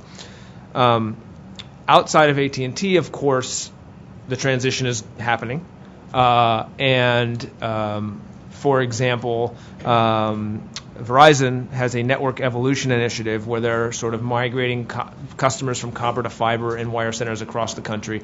There are several where, and we've talked about this, the Commission has talked about this, where there will be a point where, call it a tipping point, call it whatever you want, where a provider just simply doesn't have enough customers on the copper network and they don't want to maintain it anymore. They want to, only maintain their fiber or a wireless service. And so Verizon has filed notices to retire copper in 6 wire centers in Massachusetts, New Jersey, New York, Pennsylvania, and Virginia. And they're doing that through our network change rules, which is not Section 214. It's not being done, at least to my knowledge, Rodney, you can tell me if I'm wrong, as part of a discontinuance of service. It's being done as a change in their network, which is 2 separate rules that we have, and I can tell you, I can answer questions about the difference. But one thing that's notable is, so AT&T is talking about, no longer offering sort of TDM-based services, right? All of it will be IP services, some of it over wireless, some of it over fiber. Verizon has not suggested that in these 6 wire centers where they're retiring the copper. They're retiring the copper, but they're going to continue to offer the legacy TDM-based voice service over the fiber. And so it's sort of an example of how this tech transition is tricky in the sense that there are physical networks and then there are services. And so Verizon will continue to offer TDM over the fiber network, which has an impact in terms of how our rules work. What else do I want to say about that? So, but they haven't. But they have not suggested that they needed to file a 214 service discontinuance in doing that. And so we have gotten several folks, including groups around this table, have filed information with us. For example, Public Knowledge has requested that we make clear what is necessary to meet the impairment standard under Section 214. What is required so that the replacement of TDM with the target service does not reduce or impair service to the community or any portion of the community. And the notion here is that Public Knowledge, at least, has suggested that the traditional understanding of the 214 process is not suited to a situation where somebody wants to retire their copper, but a lot of people actually still want to use the copper. So I think that's one example. Another example of a filing we've gotten recently is the Alarm Industry Communications Committee has suggested that the retirement of copper facilitates the triggering of a 214 discontinuance. And Verizon, I think, has said they don't agree. And another one, and then on May, Public Knowledge, the Utility Reform Network, NASUCA, the Office of People's Counsel in the District of Columbia, the Maryland Office of People's Counsel, the State of New Jersey, Division of the Rate Council, Benton Foundation, Center for Media Justice, Center for Rural Strategies, and the Kentucky Resources Council, the National Consumer Law Center, and the Rural Broadband Policy Group, large coalition of organizations, filed a letter with a lot of accompanying exhibits from various proceedings at the state level describing geographically widespread instances in which customers are losing or being denied reliable voice service in connection with network transitions. All of this is to say is that we sort of have a couple parallel things going on here. We've got a trial by AT&T and 2 discrete wire centers, and then we have other efforts going on in various states where folks are sort of getting to the point where they want to discontinue copper and only offer fiber or only offer wireless. And they're occurring through the existing process. And those filings that we've received that suggest that we need to sort of take a look at how the 214 process works or doesn't, because fundamentally now we're at a point where, the fiber or the wireless are not additional services. They're being presented as the only service. And so we are very well aware of these filings, looking at them very closely. I think to the extent you all have thoughts on the filings that we've received in this context, we're very much would like to hear from you. I think that's all I will say, and I'm happy to answer any questions on any of those issues, and I want to give David a chance to talk about public safety stuff. Thank you, Patrick. Okay, well, I can see the clock ticking. I can see the box lunches over at the table back there. So I'll try to be brief and just underscore a couple of things. First of all, I'm delighted to be here. Thank you for inviting me. The Public Safety Bureau, as you may know, is responsible within the Commission primarily for issues relating to emergency communications, to disaster preparedness, issues relating to the security and the reliability of communications networks. And all of these things have a direct impact on consumers because our real goal here is to ensure that the public safety benefits of communications networks are ensured, are enhanced so that consumers will have access to emergency communications when they need it, whether it's in the case of an individual emergency or in the case of a major disaster, where there's a need for public safety response to assist the public. And there's no issue where that is more important than with respect to the nation's 911 system. The Bureau is responsible for a number of issues that the Commission regulates with respect to the 911 system. Some of them you may be familiar with. We will be presenting to the Commission in a couple of weeks, for example, an order that will further the widespread deployment of text to 911, which is an important stepping stone. It's a small step in the kind of larger technology transition that is taking place in communications networks and in the 911 world, but it's a very important one because it will enhance access to 911. Among other things, it will vastly enhance access for the nation's population that has speech or hearing disabilities, and it will also benefit the general public because it will provide an alternative means of communicating with 911 when voice is not an option. Which can be the case when a caller might be endangered by placing a voice call or where networks are congested and placing a voice call is not possible, but placing a text is. So that's one area that we're looking at and moving forward on. Another is improving the performance of location technology that is used in the 911 system to locate callers, and particularly wireless callers, when they call 911, so that even if the caller can't identify his or her location, there's technology that will enable first responders to pinpoint that location. We have an ongoing proceeding there. What I want to talk about just for a couple of minutes here is some of the ways in which our work on 911 and other public safety issues ties in to the larger themes of the technology transition, the transition to IP that Patrick has talked about.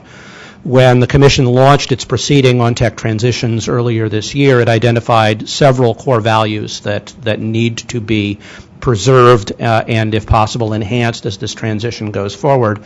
And one of those core values is public safety, and that's the one that we are primarily focused on.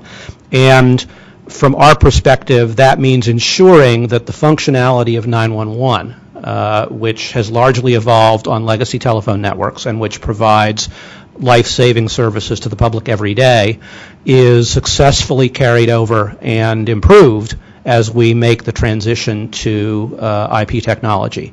The IP transition brings lots of potential benefits to consumers, but we also need to be aware of and conscious of and working proactively to ensure that there are no gaps, that there's no fall off in functionality when it comes to public safety. And there are specific instances that have really highlighted this. For example, in April, there was a significant outage in 911 facilities in a number of states, primarily the state of Washington, but also California, Minnesota, and a number of other states, that lasted for about 6 hours.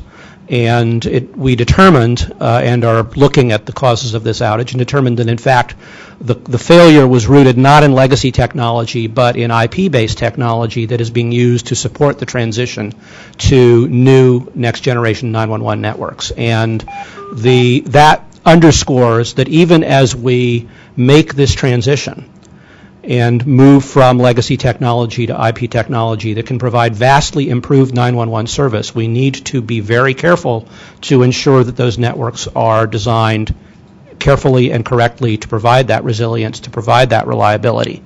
So we want to take lessons that we learn from looking at this particular outage and expand on those in order to determine how we can make sure that that kind of outage, that kind of risk of outage is minimized, if not eliminated, as we move to these new networks.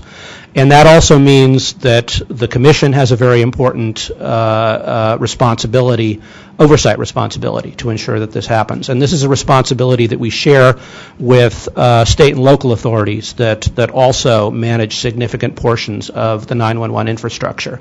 If you think about the end-to-end communication when a 911 call takes place, it starts with a consumer on a commercial network, typically a wireless network, or maybe a VoIP system, maybe a wireline system. Increasingly, it's wireless. I would say at this point we're seeing probably in the neighborhood of 3/4 of 911 calls nationally are coming from wireless phones, and that's a trend that's going to increase. That call then transits that network. It may transit other networks, which may be legacy circuit switched or maybe IP-based, and then eventually gets to a 911 call center. And that call center is typically managed by a state or a local government. So that end-to-end communication transits a number of components in the system, and we have overlapping authority both at the federal level and at the state and local level to ensure that that communication is unimpeded and that it will work when people need it to work. And that means we need to work in partnership with our state and local partners to ensure that there are no gaps. And Admiral Simpson, who spoke briefly earlier in this session, actually gave a speech at the conference of the National Association of Regulatory Utility Commissioners in NARUC a couple of weeks ago that's on our website, and I'm just going to paraphrase a couple of things in it, but I commend it to your attention because this underscores how important we see this issue. What he said in that speech is that we need to partner with our state and local counterparts to ensure that there are no gaps and to hold both incumbents that have been providing and supporting 911 service for years and new entrants that are going to be coming into the 911 space as it transitions to IP. We need to hold them accountable and ensure that the appropriate steps are being taken to protect the reliability of the 911 network. And there are three core principles that we see as informing our view of the IP transition as it affects 911. The first of these is the Hippocratic Oath. Do no harm to 911 as you make this transition. The second is to appropriately coordinate the changes with the FCC and with state and local government. And finally, that new elements in the 911 infrastructure, in this end-to-end service that we're talking about, must have safeguards and must have appropriate oversight to ensure that their introduction into the ecosystem doesn't degrade 911 reliability. So these are issues that we are going to be looking at the Commission and working with our partners at the state and local level in the coming months to address. And we see them as part and parcel of the IP transition and as critical issues for consumers. So we certainly would love to continue to work with this committee and with the organizations that it represents to make sure that we get this right, because we want to be in a position to develop networks that have these safeguards before the failures occur, as opposed to waiting for the failures to happen and then trying to figure out what went wrong and fix it. So I think I'll stop there. I'm happy to take questions, and I thank you for your time. Thank you. Thank you very much. Lisa, is that a new one? And Mark. Thank you. Thank you both for your presentation on this very important issue. One thing that has come up, and I'll address this first to Patrick, that I have been hearing and I continue to hear is that when caption phones have been installed under IP, in other words, they're in the places that are transitioning now, that the caption phones either don't work or I'm getting new messages that they're intermittent because, again, we're talking rural areas, places where the signal may not be wonderful, but they're being told. There was a World War II vet who was told his bills would be lesser if he could use the IP network, so he switched, and now he has nothing because the caption phone does not work. So for me, the question, and then I think about 911 access, if it's intermittent and it's out when you need that call, that's a real public safety issue. So the question for me is whether this is on a checklist of things you're looking at. I know you mentioned TTY access, but are you also looking at specifically at caption phone access when you look at IP transition issues? So the answer is yes, but to the extent that you have specific individuals who can give us some feedback directly, I would love to hear from them directly on what the experience is, because whether it's caption telephone or TTY, whatever it has to work, right? So yes. But seriously, if to the extent anybody has individual examples of folks who have had an experience over, after they've transitioned from a legacy service to a non-legacy service where there's been an issue, that's exactly the kind of stuff we'd like to hear from.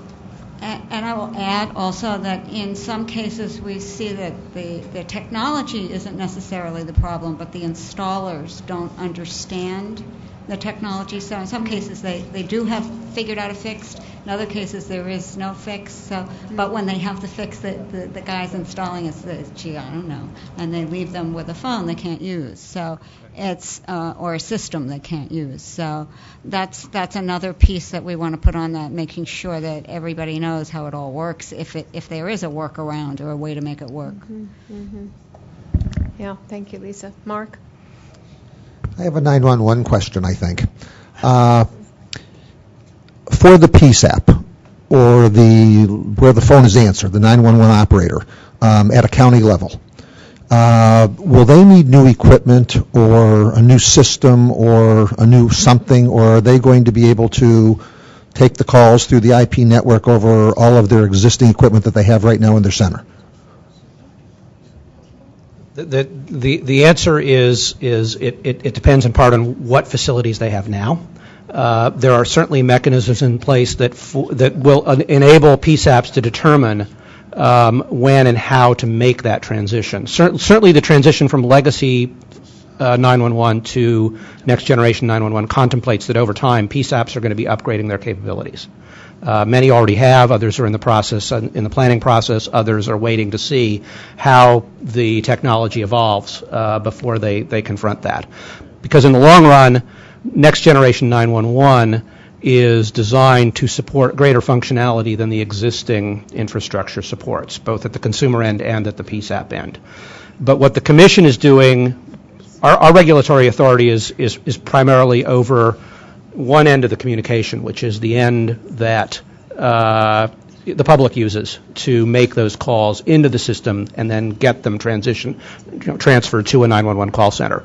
That evolution can take place and still support legacy PSAPs so that they can continue to take telephone calls the way that they have.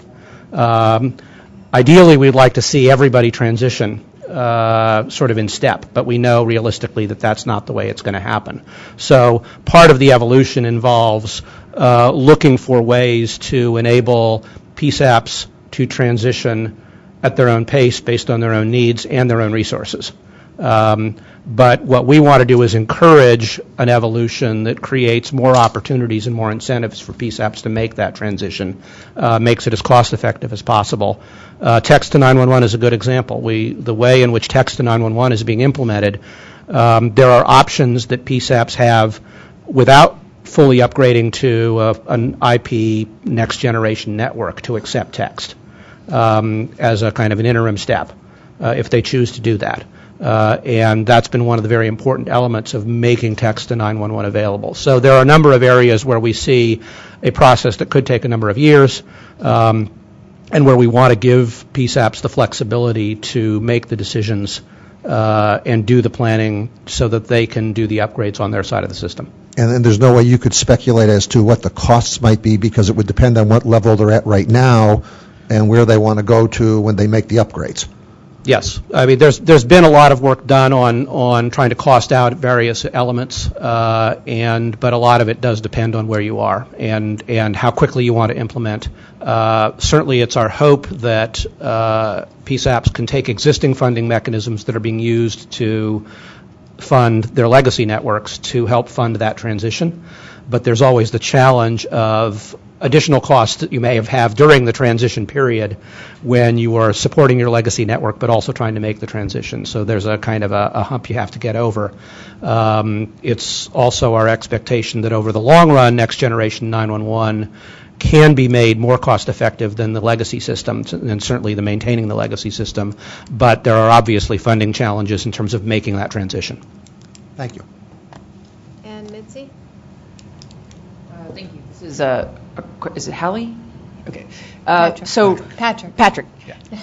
So Mitzi Herrera from Montgomery County, and I work with many other representatives from local governments who have taken complaints, and there have been in the local area a lot of news stories, and we've had discussions amongst the working groups of the CAC. So what I'd have for you is just two quick clarifying. I'd like you to clarify the two issues. For what we're talking about is POTS service being transitioned from copper to fiber. So just POTS service.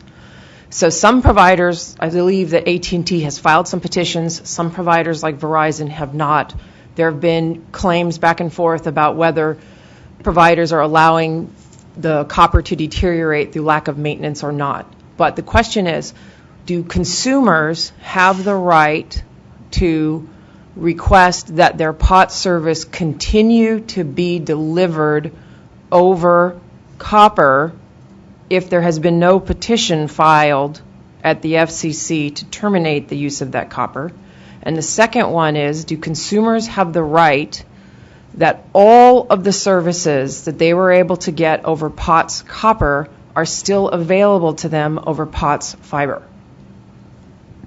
Okay, so there's two. Rodney, you're going to have to keep me honest on this. This is Rodney from the Wireline Bureau, who's expert on these different things. So when you say POTS, so in other words, they were offering a TDM-based traditional telephone service over the copper. Now they're offering the same thing over fiber? Correct. So we've had people who've come in and Verizon said, hey, we're doing some maintenance in Montgomery County specifically. Yeah. We're doing some maintenance in your neighborhood, and all of they say, okay, and now we've changed you to fiber. And I can point you to the news story in which people said, well, I didn't sign up for that. So the first question is, do you have the right to say, I want to stay on copper? Right. And there's technological reasons why you may want to say we're going to switch you. But the second one is, there's been a lot of conversations that some services that people used to get over their copper phone line may or may not work over fiber. And so that's the question. And so this is not about moving to wireless and not about moving to IP telephone.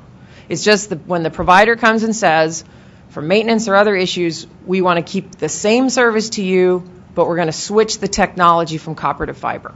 So there's two. If there are services, right, Rodney, keep me if I'm wrong. If there are services that are no longer being offered, essentially, define services. Is it like an application that they were using that now doesn't work, or is it a service that the provider was offering, like fax? Yeah, and if anybody here wants to reach in, there were in the conversations we had, there were home alarm systems, medical devices. I can't remember. Are there fax machines? Are there some TTY services, Lisa?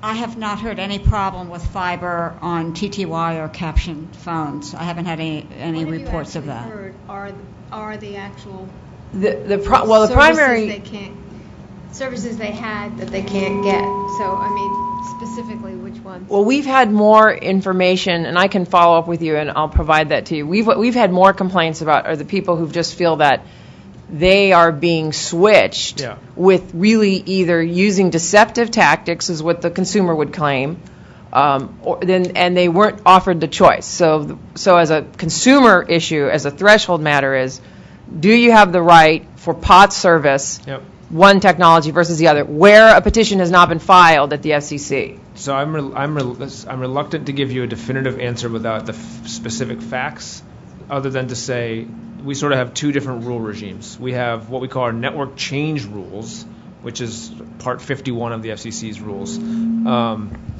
which is if a company is changing the network, so it's they're no longer going to be offering copper because they're going to get rid of it, right? So then other companies, it's more of a competitor rule. Other companies will then have to adjust because it's a different network that they're going to be connecting to. That's one piece. And then we have discontinuance rules, which is the closer, but then the feedback. Then we have our discontinuance rules, which is under Part 2, Section 214 of the Communications Act. And so the question is, if they're still offering the copper and the customer has willingly, you might say coerced, but willingly sort of gone to fiber, do they have a right to go back to copper? I honestly don't know the answer to that, Rodney. As Patrick was saying... do you want to come to the mic? Yeah, please. Okay. As Patrick was saying, there's a potential intersection between those two rules. The network change disclosure rules are requiring that ILECs give information about technical changes that they're making. So the Commission has processed applications, well, they're not really applications, basically filings, where they announce that they're making a change to fiber. And currently, consumers are able to at least file comment on those kinds of technical changes, even though the rule was focuses mainly on other interconnected entities being able to comment on those technical changes. Now, I think it's something that the Commission is considering how much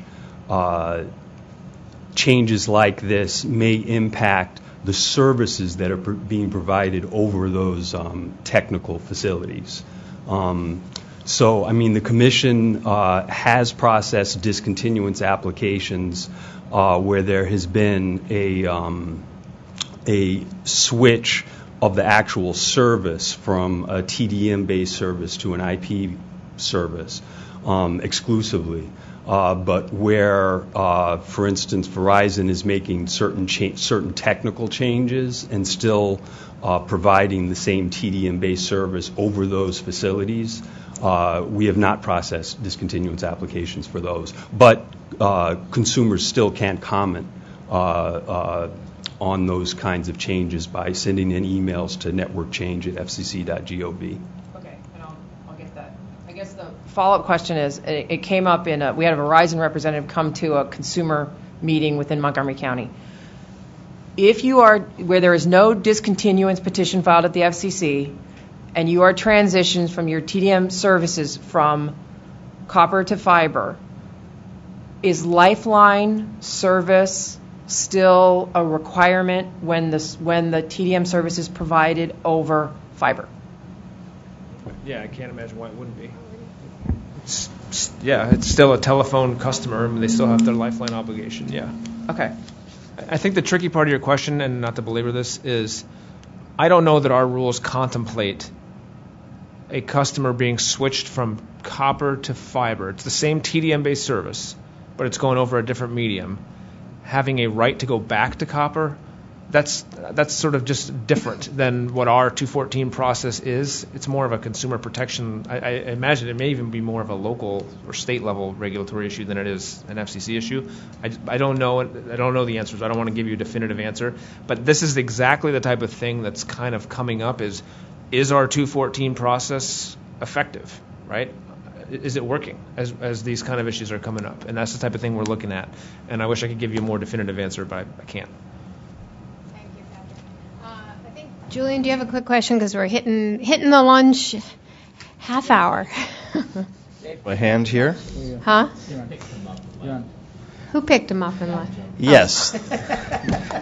Well, I'd like to underscore what Mitzi commented on, and that is that the mHealth Task Force, the FCC mHealth Task Force, identified this issue, the concern with home medical devices that have to connect, telehealth devices, for example, that many of them cannot necessarily connect over non-copper or non-POTS connections. And so this was identified during the course of the mHealth Task Force activity and documented in the report. And it isn't really clear just what impact that has or is having, but it has been raised a number of times. I think there just isn't data on, and there has not been a survey performed.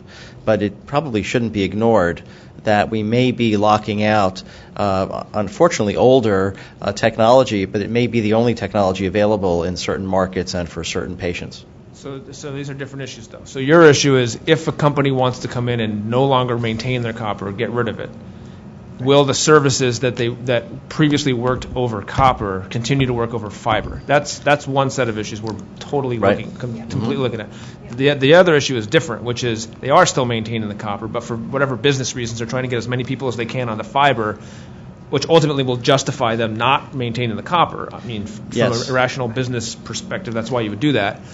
That's a little bit different. So yours is kind of a transitional issue. And there's a third category. The third category is someone who does not yet have that medical equipment, that telehealth equipment installed in their home, but they need it, and it can't be installed potentially if they don't have the service that's needed. So I would love to see whatever you have on that. Well, as I mentioned, the data is lacking. The issue has been brought up a number of times and documented, and perhaps that's worth there can be some means to perform a survey or something similar. There are societies like the American Telemedicine Association or something of the sort. You can provide the report. Yeah, and we can certainly. The report is posted on the FCC website. We can make it easier to find if it's. I haven't looked recently. I don't know. 2012 mHealth Task Force. Yeah, 2012 mHealth Task Force. Hopefully that website works. That should work. Hopefully. Thank you. Thank you. Well, thank you very much for your presentations. Very, very helpful. Very, very helpful. All right. We are at the time for lunch. Before you all leave and disperse or get your box lunch, we have shifted our schedule a little bit. So we have a short time, but a little bit more than is on your agenda. We've shifted our next presentation to 1:20. Our speaker will be coming in at that time. So get your box lunches. Let me remind you that lunch is for CAC members only, our interpreters, our man in the booth there, and Scott Marshall. So that is it. And again, thank you, NAB. So lunchtime.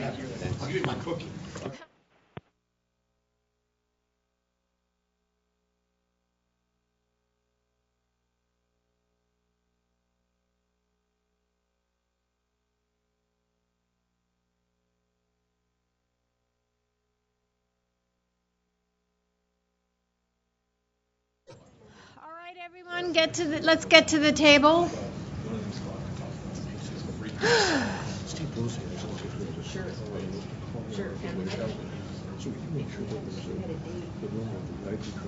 We are ready to start. We're running just a little bit late. I hope everybody had... No, it's not your fault, Ed. Oh, for that last 5 minutes, yeah. All right, I'll blame you, but I think it's a collective blame.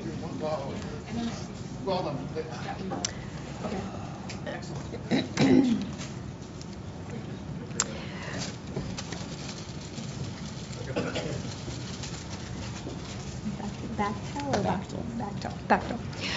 I'm pleased to welcome James Bechtel, who's the lead on the E-rate team with the Wireless Bureau.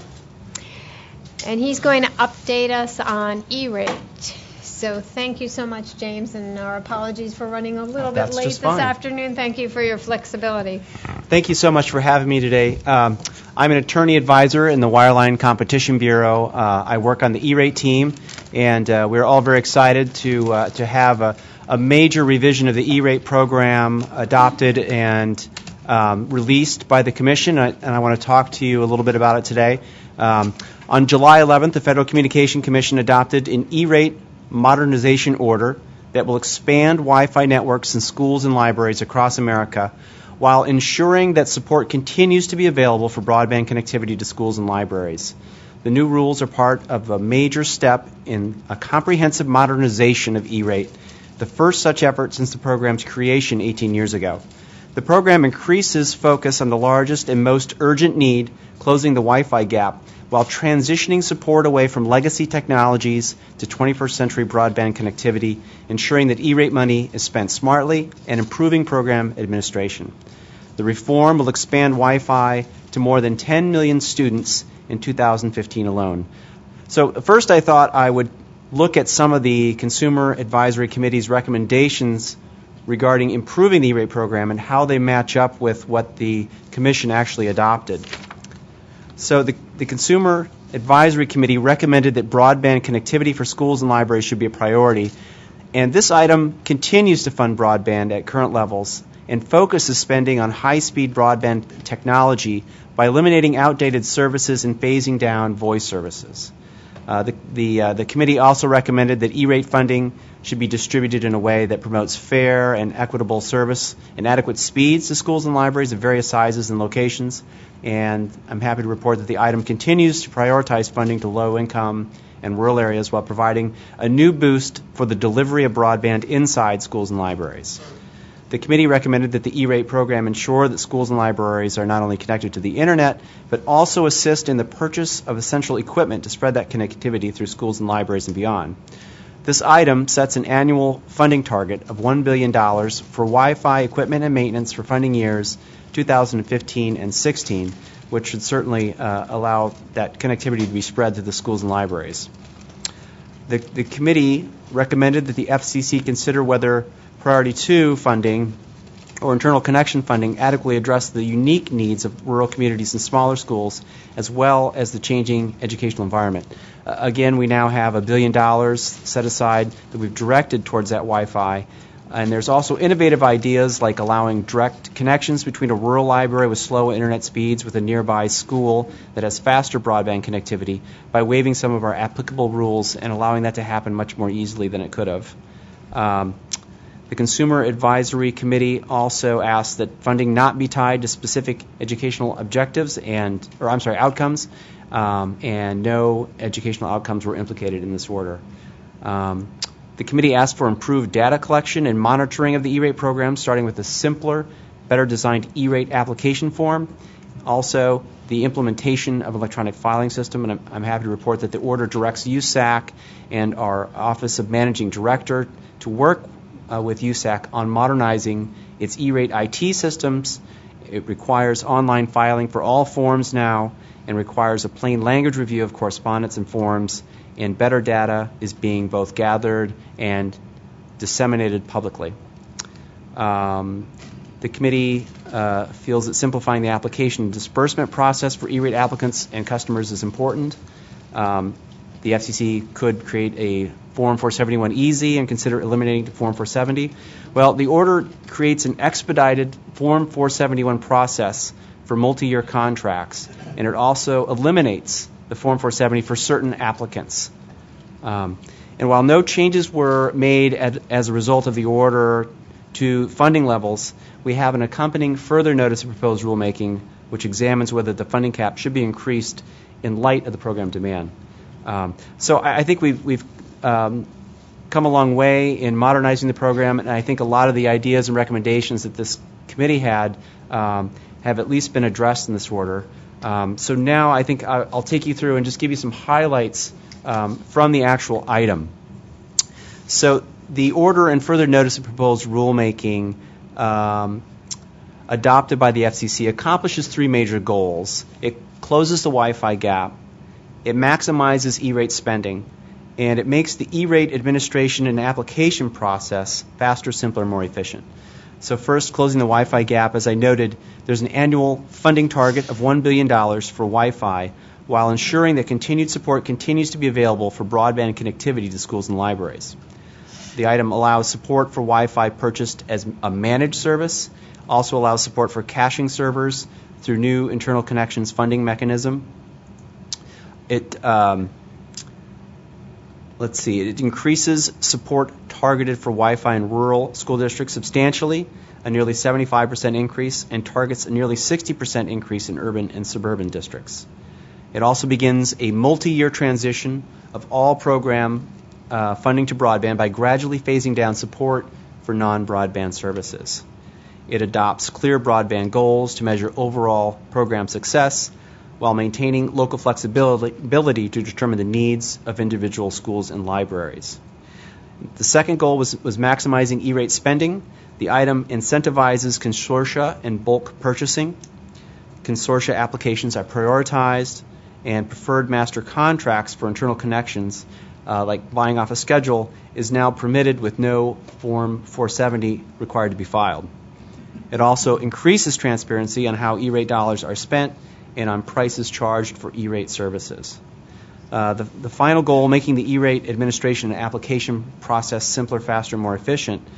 We've done that by streamlining the process for multi-year applications, as I described earlier. You only have to fill out certain information on subsequent years over the life of a 5-year or shorter contract on your FCC Form 471. We've expedited the process for small dollar, cost-effective applications. We've enabled direct connections between a rural library with low bandwidth in close proximity, for instance, across the street, to a school with significantly higher bandwidth that could easily be added to the school wide area network. I think I described that earlier. It speeds review of all applications. It moves to electronic filing of all documents. It simplifies discount calculations. There's now a district-wide discount calculation for school districts. There's a new definition of rural that replaces the old outdated one. We are now just relying on the census definition of rural. Applicants will receive direct reimbursement now from USAC instead of having to go through their service provider. And it's the item is committed to enhancing the Commission's tribal consultation, training, and outreach to get a better understanding of the current state of connectivity among tribal schools and libraries. The item also allows filing of appeals first with USAC and not the Commission. And the item allows USAC and OMD to continue to work on modernizing USAC's E-rate IT systems. Also, USAC is to timely publish through electronic means all non-confidential E-rate data in open, standardized electronic formats, consistent with the principles of the Office of Managing and Budget's open data policy. Also, as I mentioned earlier, there will be a plain language review to remove jargon and make forms and correspondence easier to read. The item also strengthens efforts to combat waste, fraud, and abuse by toughening document retention and site inspection rules. Accompanying this report and order is also a further notice of proposed rulemaking. And in that item, it will look at long-term program funding needs necessary to meet the goals and look at funding targets established in the order. It also takes further steps to facilitate the use of cost-effective consortium-based purchasing, and also looks at alternative methodologies for allocating support for library Wi-Fi connectivity. So as you can see, there was quite a bit contained in this modernization order. It really is a giant step for the program. We have a lot of work to do now to implement a lot of the things that we've described in the order, but I'd be happy to take questions. I'll try to answer them to my best of my ability, and if I have to, I can get back to you. So thank you. Thank you very much, James. Does anyone have a very quick question for James? Wow, you guys are great. You did it. You must have done an amazing review, That was James. either that or everyone's, having kind of the post-lunch The post-lunch doldrums. stupor of, Yeah. the food coma. Well, thank you so much. We really Well, thank you. appreciate it. I'm happy to come. This is such an important issue, so thank you for doing that. Yep, thank you. That review. Thank you very much. We appreciate it. Thank you so much. All right, we are at our time for our working groups, and let me turn to Scott now to tell us where we'll be meeting. Sure. Logistics for our working groups. We now have about an hour and 20 minutes. And we do have some overlapping groups, and we can work out those individual times. We would have health care and disability staying right here so we can maintain captioning in our interpreting services.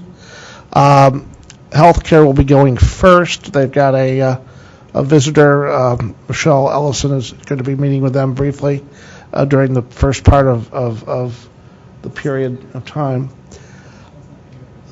She's supposed to be here, or perhaps Karen is coming down too.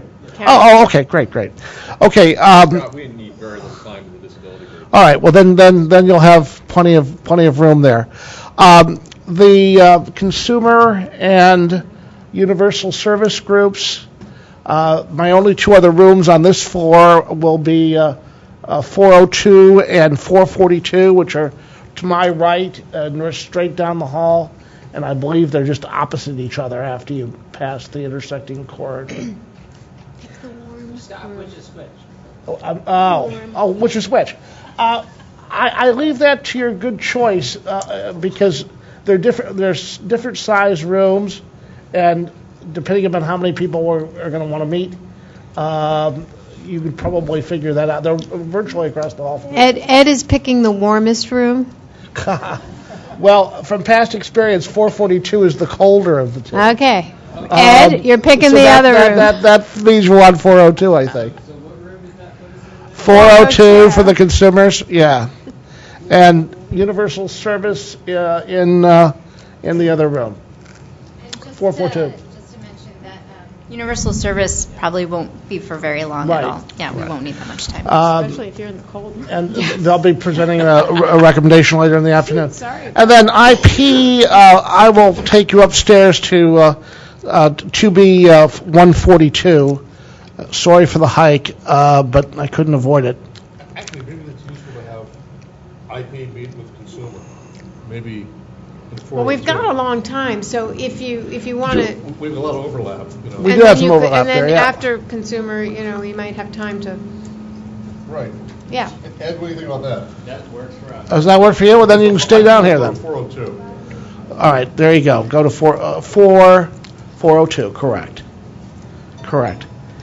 All right, and then we'll be back here at 3 o'clock. Then for consideration of our recommendations, and then So make note of all those room numbers if you want. If you get lost, call me. Go to another one. If you get lost, call. And broadband will not be meeting, by the way, today, but they're planning some meetings by a teleconference in the near future. Yeah, the chairs are not here. Anything else? I think we're all set. Okay. Yep. Thanks very much. See you shortly.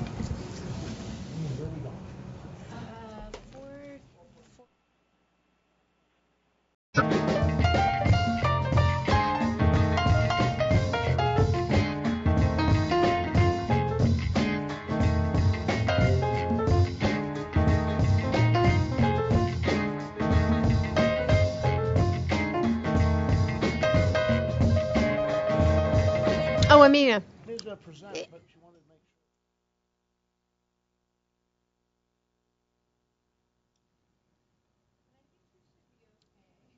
Okay. Just warming up, let's be honest. Yeah, really.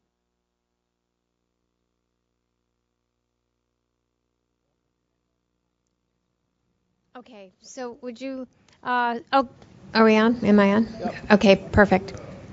All right, so let's,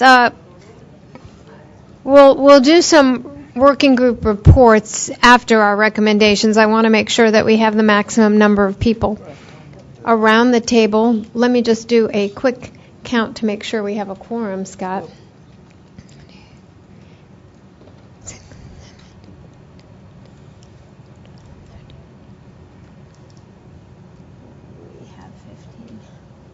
Yeah, 15. Our number is 33 total. So we actually need 16, 17? 17. We need Olivia. Oh, here's Ed. Oh, there we go. Ed, did you see Olivia out there? Or anybody that could qualify as number Or 17. any other numbers, any other members out there? Yeah. Yeah. Go see if we can have some other folks there. Yeah. Well, if you want to start to discuss and present the recommendation while we get Olivia. I can do that. So this is Amina Fazlullah with the Benton Foundation and the Universal Service Group recommendation. Pull the mic just a little bit closer. Oh, sorry. Focused on FCC interagency coordination to promote and facilitate communications access. We sent around the draft, which has not substantially changed. Okay, and the draft is in your folders on the right-hand side in the back. So I'm just going to read it so that you can hear what changes are. But Okay, and before you do, let me just check if is anyone on the phone line? Terry Natoli, alternate for Fernando LaGuardia from Time Warner Cable, is on the phone. Hi, Terry. Thank you for joining us. Art Neal from New Media Rights is also on the phone. And hi, Art. Okay. Okay, well, thank you. Ed, have a seat, and now we have a quorum. So great. Thank you. Go ahead, Amina. Yeah, hey, this is also Steve with ACI. Thanks. Hi, Steve. Excellent. There we go. So I just wanted to mention we've sent the final draft out to the full CAC. So for those of you with internet access, you can read along. But all that's changed is from the first title that says FCC interagency coordination to promote / facilitate, instead of broadband access, it says communications access. The rest follows as written. And then at the end, we've changed the language in the last paragraph so that it reads, therefore be it resolved that the Consumer Advisory Committee recommends that the Commission closely coordinate with federal departments, independent agencies, and program administrators that oversee direct low-income consumer assistance programs to align Commission policies and programs which focus helping on low-income consumers and communities with communications access. So the focus of this draft recommendation is mainly to support the interagency coordination, to encourage the FCC to continue and to expand that process. And I'll just open it up to any questions. Well, first, do I hear a motion to adopt this recommendation? Motion made. And a second? Second. Okay, Mark moved adoption and Barry second. And now discussion? Mitzi? I just have a small change in the paragraph with SNAP. Where on the last line where it says National School Lunch Programs Free Lunch Program, can we change that to free and reduced meal? Yes. Thank you. Okay. Take that as a friendly amendment. Okay. Yeah, Stephanie? And just one thing, it looks like it might be a typo in the very last line. Should it be which focus on helping? Yeah. I found that while I was reading it. Oh, yeah. Right. Okay, thanks. Any other discussion? Yeah, this is Steve. Minor point. I don't know if this was pointed out earlier, but if you look at the footnotes, are the footnotes still in this document? Yes. Okay, so in some cases, it looks like, I guess it's a small thing, but whether or not the punctuation is consistent. I think it looks fine. Never mind. I withdraw that. All right, thank you. Steve, if there's any kind of edit like that you see after the fact, you can send something, punctuation type of correction. I think we can take that after the recommendation has been approved. If it's just a punctuation that's correction, fine. Thank you. If you see something like that, correct? Correct. That's okay with you, Amina, if someone sends that along. That's fine. Is there anything else? Paul, Mike is right over. Yeah, there you go. Paul Schrader with AFB. It's not entirely germane, but it comes from this morning's conversation, and I was a little bit troubled that there's no direction from the commission to talk about accessible notices and things of that sort of, and it really doesn't fit this resolution, but it is fit the topic. So I don't know that I'm proposing something. I'm asking whether that would be something we could. I think it makes sense maybe as a recommendation to take up, maybe for October, to focus on accessibility and Lifeline. Would that make more sense to have maybe something between the Disability Working Group and the U.S. Universal Service Working Group? It's high time our group. Its chair ought to do something to get our group going, and I think this actually would be a good topic. So I think what we'll do is take that up then as a try to craft a whole set of things around those specific issues. Great. Thanks. Okay. All right, thank you. Seeing no other discussion, let's move the question. Oh, Mitzi? I'm just wondering on Paul's point there is in the second to the last paragraph, whereas the dissemination of Lifeline eligibility to consumers applying for the low-income federal assistance programs listed above would help increase participation, is if you added language in there about eligibility to, well, this is really focused on just for targeting low-income programs. Right. Yeah, this is low income. It sounds like it's more of a separate emphasis would be probably stronger, actually. Sure. Yeah.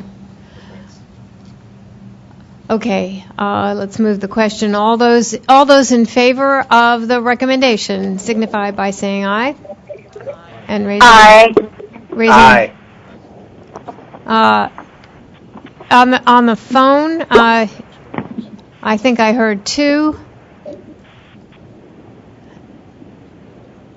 Okay. Yes, you heard Carrie. Yeah, I might need to do a roll call on the phone. You heard Art as well from New Media Rights. Art, Terry, we're both ayes. Steve, are you still on there? Yes, Steve is here. I'm in favor. Okay, great, thanks. Any opposed? And any abstaining? Okay, resolution passes, recommendation passes unanimously. No abstaining. No abstaining. Am I correct? Yeah, I didn't see any. Okay, thank you. And thank you very much, Amina. Anything else to report from your group? No, not at this time.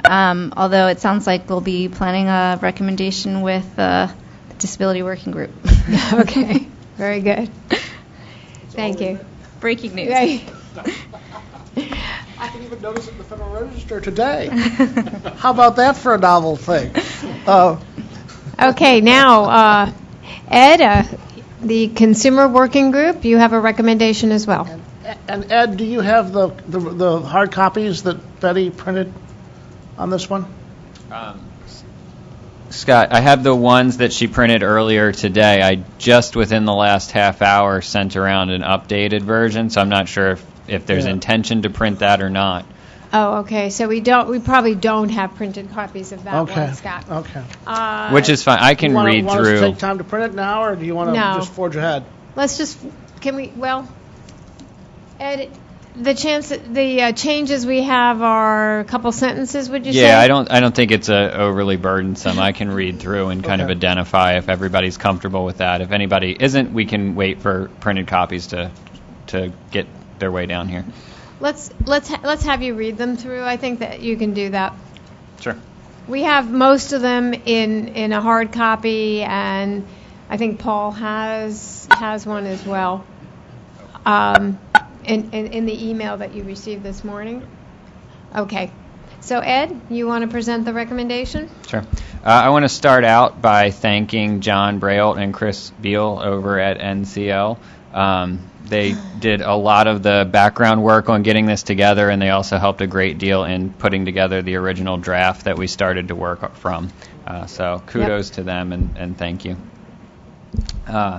The first change, so this morning a new version went out. It was a major edit of the first paragraph. It cut it down from about 4 sentences to 1 sentence, and that remains. That sentence reads, wireless device theft, and particularly smartphone theft, is a pervasive and devastating crime affecting millions of American consumers. Thus ends paragraph 1. The next change is at the end of the second paragraph, we added a sentence that states, we strongly support these initiatives. So that's a change that no one has on this newly revised copy that you just got. That's We new. just added that. Yes. And that we strongly support these initiatives. And that refers to the database, the smartphone anti-theft tools, the software kill switches that were mentioned in that paragraph.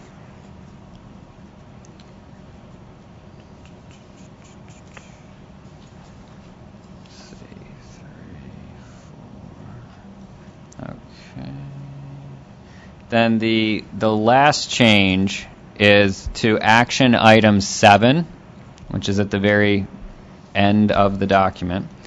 It will now read, working with the GSMA to determine whether relevant trends on lost and stolen mobile devices can be culled from the IMEI database over time. I can do that one again. Now, Ed, the copy that I have printed out here only goes to number 5. I don't know if any. That was the one in the folder this morning. Oh, that's the one in the folder. Okay, oops. I'm looking at the wrong one then. We added a number 6 earlier today, and I can read that one out loud as well for everyone's benefit. That says, collecting and publicly reporting quantifiable national crime data regarding smartphone theft from DOJ and law enforcement. That's action item 6. And then action item 7 now reads, working with the GSMA to determine whether relevant trends on lost and stolen mobile devices can be culled from the IMEI database over time. Okay. Did I miss anything? Anybody else who was in the room? Good. Okay. Good. Great. So does everybody have now, either from looking at the printed version or on their email, and with Ed's corrections, you all should have the recommendation as it was final from the working group? Anything?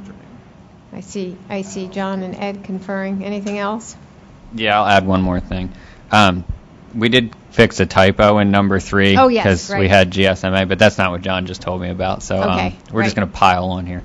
In number 4, Okay, but mention the typo because you know someone's going to mention it. yes, evidently there was an M and an S backwards in the GSMA, so it is actually GSMA, not GMSA, and that is now It's GSMA is the correct. Right. And that is all acronym. unified throughout the document in front of me, and that will be shared with the commission. Okay. John mentioned that we also tweaked action item number 4. So I'll go ahead and read the full action item out to everyone.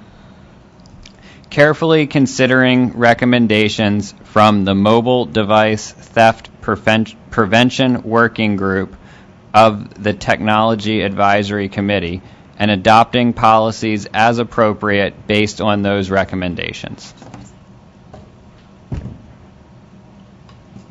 So it was really just to clarify, because we had mobile device theft practice protection group, and we just wanted to be accurate and clear as to which group we were referring to. Okay, we got the correct name in there. Yeah. Theft protection or theft prevention? It is prevention. It should be prevention. Yeah. So we got the correct name in there. Okay. Those are all the corrections now.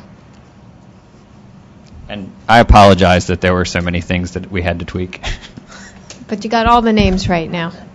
Got all those complicated names right now. Okay. Thank you, Ed.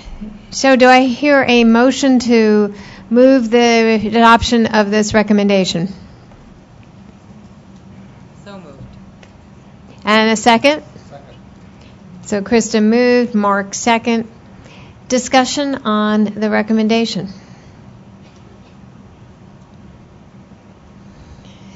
We've had so much discussion. I think it's been discussed. Okay. So let's vote. All those in favor, please signify by saying aye, and also raise your hands. It makes it just a little bit easier. Aye. Aye. Aye. Aye. Okay, there we go. Always wait for that third one. Thank you. Any opposed? Please signify by saying no and raise your hand. And are there any abstentions?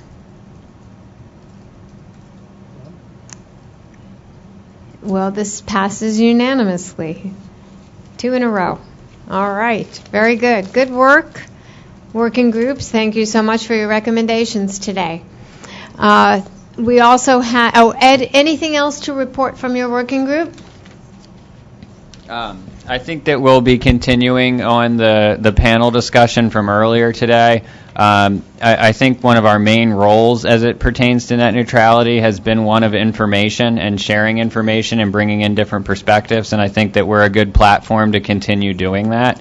So if anybody has any suggestions for other speakers or other points of view that they think would be beneficial, either in the format of a working group call or otherwise, please bring those to my attention, and we're happy to try to facilitate that and kind of get that out there. I think we've been given some other action items today that I know Debbie's going to be organizing and might be channeling through our working group and some of the other working groups to address, such as device security and privacy and things of that nature. So look for those things to be coming soon. Great. Thanks, Ed. And thanks for your work in pulling that panel together. That was really interesting. Thanks. Oh, thank you. Ooh, it's nice and warm. I'm not going to let this go.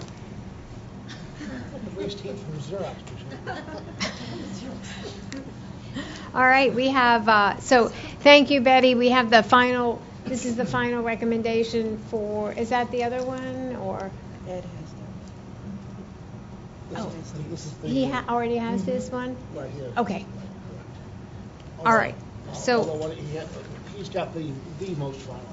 So this is the final recommendation that everybody can have on the universal, on the universal service recommendation. Passing that around. Let's see. Thank you so much. Thanks, Betty. All right. So we had several other working groups that met. If you want to just give us a very brief report, health working group. Sure. Thank you. So the healthcare working group today met with the Connect to Health Task Force. You may remember that the last time we were here, we discussed the creation of this task force by Chairman Wheeler. The task force is composed of Michelle Ellison, Karen O'Neahy, and Chris Gibson, all FCC employees. A person that's also involved with the task force is the current Director of Healthcare Initiatives, Mr. Matt Quinn. The mission of the Connect to Health Task Force is to collaborate with healthcare stakeholders across the country and promote the use of broadband with an eye to the future of how consumers access healthcare 5, 10, 20 years from now. They are currently defining the architecture of the task force. They're seeking a tighter working relationship and input from the Consumer Advisory Committee Healthcare Working Group, which is great news. We discussed having a standing call with them in between face-to-face CAC meetings. We're going to be adding them to the membership of the 2012 FCC mHealth Task Force because that database is still up and running. They're envisioning a national dialogue which includes things like road shows, town hall meetings on FCC healthcare efforts that focus on patients and consumers in the heartland of the country. They're also interested in reaching out to the disability community with a keen interest on usability and standards for usability. Secondly, we provided an update of the upcoming wireless test beds workshop. As you can remember, we had passed a recommendation to convene a workshop to assess requirements for wireless medical test beds. At this point, I'm going to pass this off to Julian, who's been really involved in helping to coordinate that with Mr. Matt Quinn. Over here, thank you. Yes. Thank you.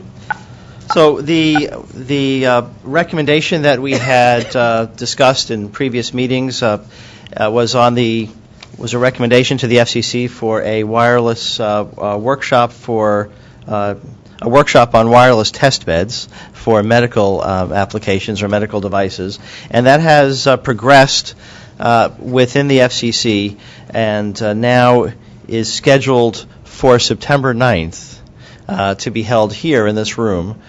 And the proposed title, this is from a draft, is Wireless Test Beds in Medical Technology Innovation. And during the course of that planning, the FDA was brought in, which is excellent, which was, of course, one of the goals. And so it looks like this will be a joint FCC-FDA workshop. And as Jaron said, Matt Quinn has been working on this, and we've been in touch to help to form a draft agenda and identify speakers and topics and so forth. The agenda is in its early stages, but things are looking very promising. In addition to the meeting here on site, there will be a means for web participation because it could potentially be a very large audience. Let's see. I think those are the key points. Yeah. The only thing that I may add is that within the next couple of weeks we will have a conference call, so that way the members of the healthcare working group will have all of the details about this workshop, and then we'll send out whatever agenda is finalized, and we'll try to get word out in other ways. Okay. Great. Any Great. questions? Questions? Have any questions? Okay. Wonderful. Thank you. Great. Thank you so much. Thank you. IP Transition Working Group. Yeah, thanks, Debbie. Early this year, we developed a recommendation we submitted to the FCC. It was more of a checklist, metrics we'd use in trying to evaluate what would be successful IP transition trials. That checklist is still valid, and we've found out over the last couple of months that there has been progress. A lot of consumer education, dissemination of information. I spoke with the people who represent AT&T, and they're making a fair amount of progress in developing devices that will, we hope in most cases, allow existing devices to still work in an IP transition realm, interface devices and so forth. What we looked at in our very brief IP transition working group meeting today is setting up a joint conference call that would be the members of the IP working group, consumer working group, and also I spoke to Julian, medical as well, because certainly the issue of compatibility of medical devices, all the consumer issues, I think we kind of share these concerns. And I think we'll have an update by then of where we are in terms of these various 6 or 7 metrics we had laid out in our earlier recommendation with representatives from Verizon. We learned a little bit about their technology transition operations now. From AT&T, I'd like to get Patrick Haley, and perhaps one or two other representatives to take part in what will be at least one conference call. Ideally, it's going to be in September.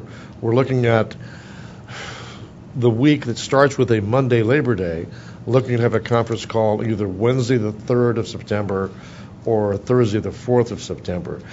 Steve Posiask, in the car, what did I leave out?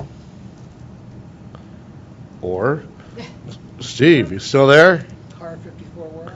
We're Car 54, right. Okay. That's the end of our report, unless there are any questions. Okay, thank thank you. you, Barry. Hey, thank you. Thanks, Mary. Okay. There he is. He's on mute. All right. Lisa or Paul? Or Claude?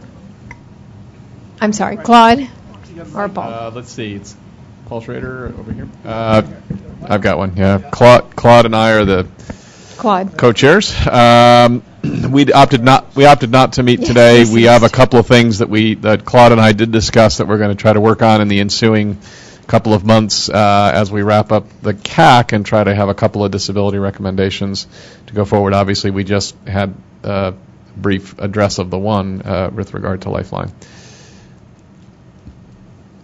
Okay. Great. Thank you very much.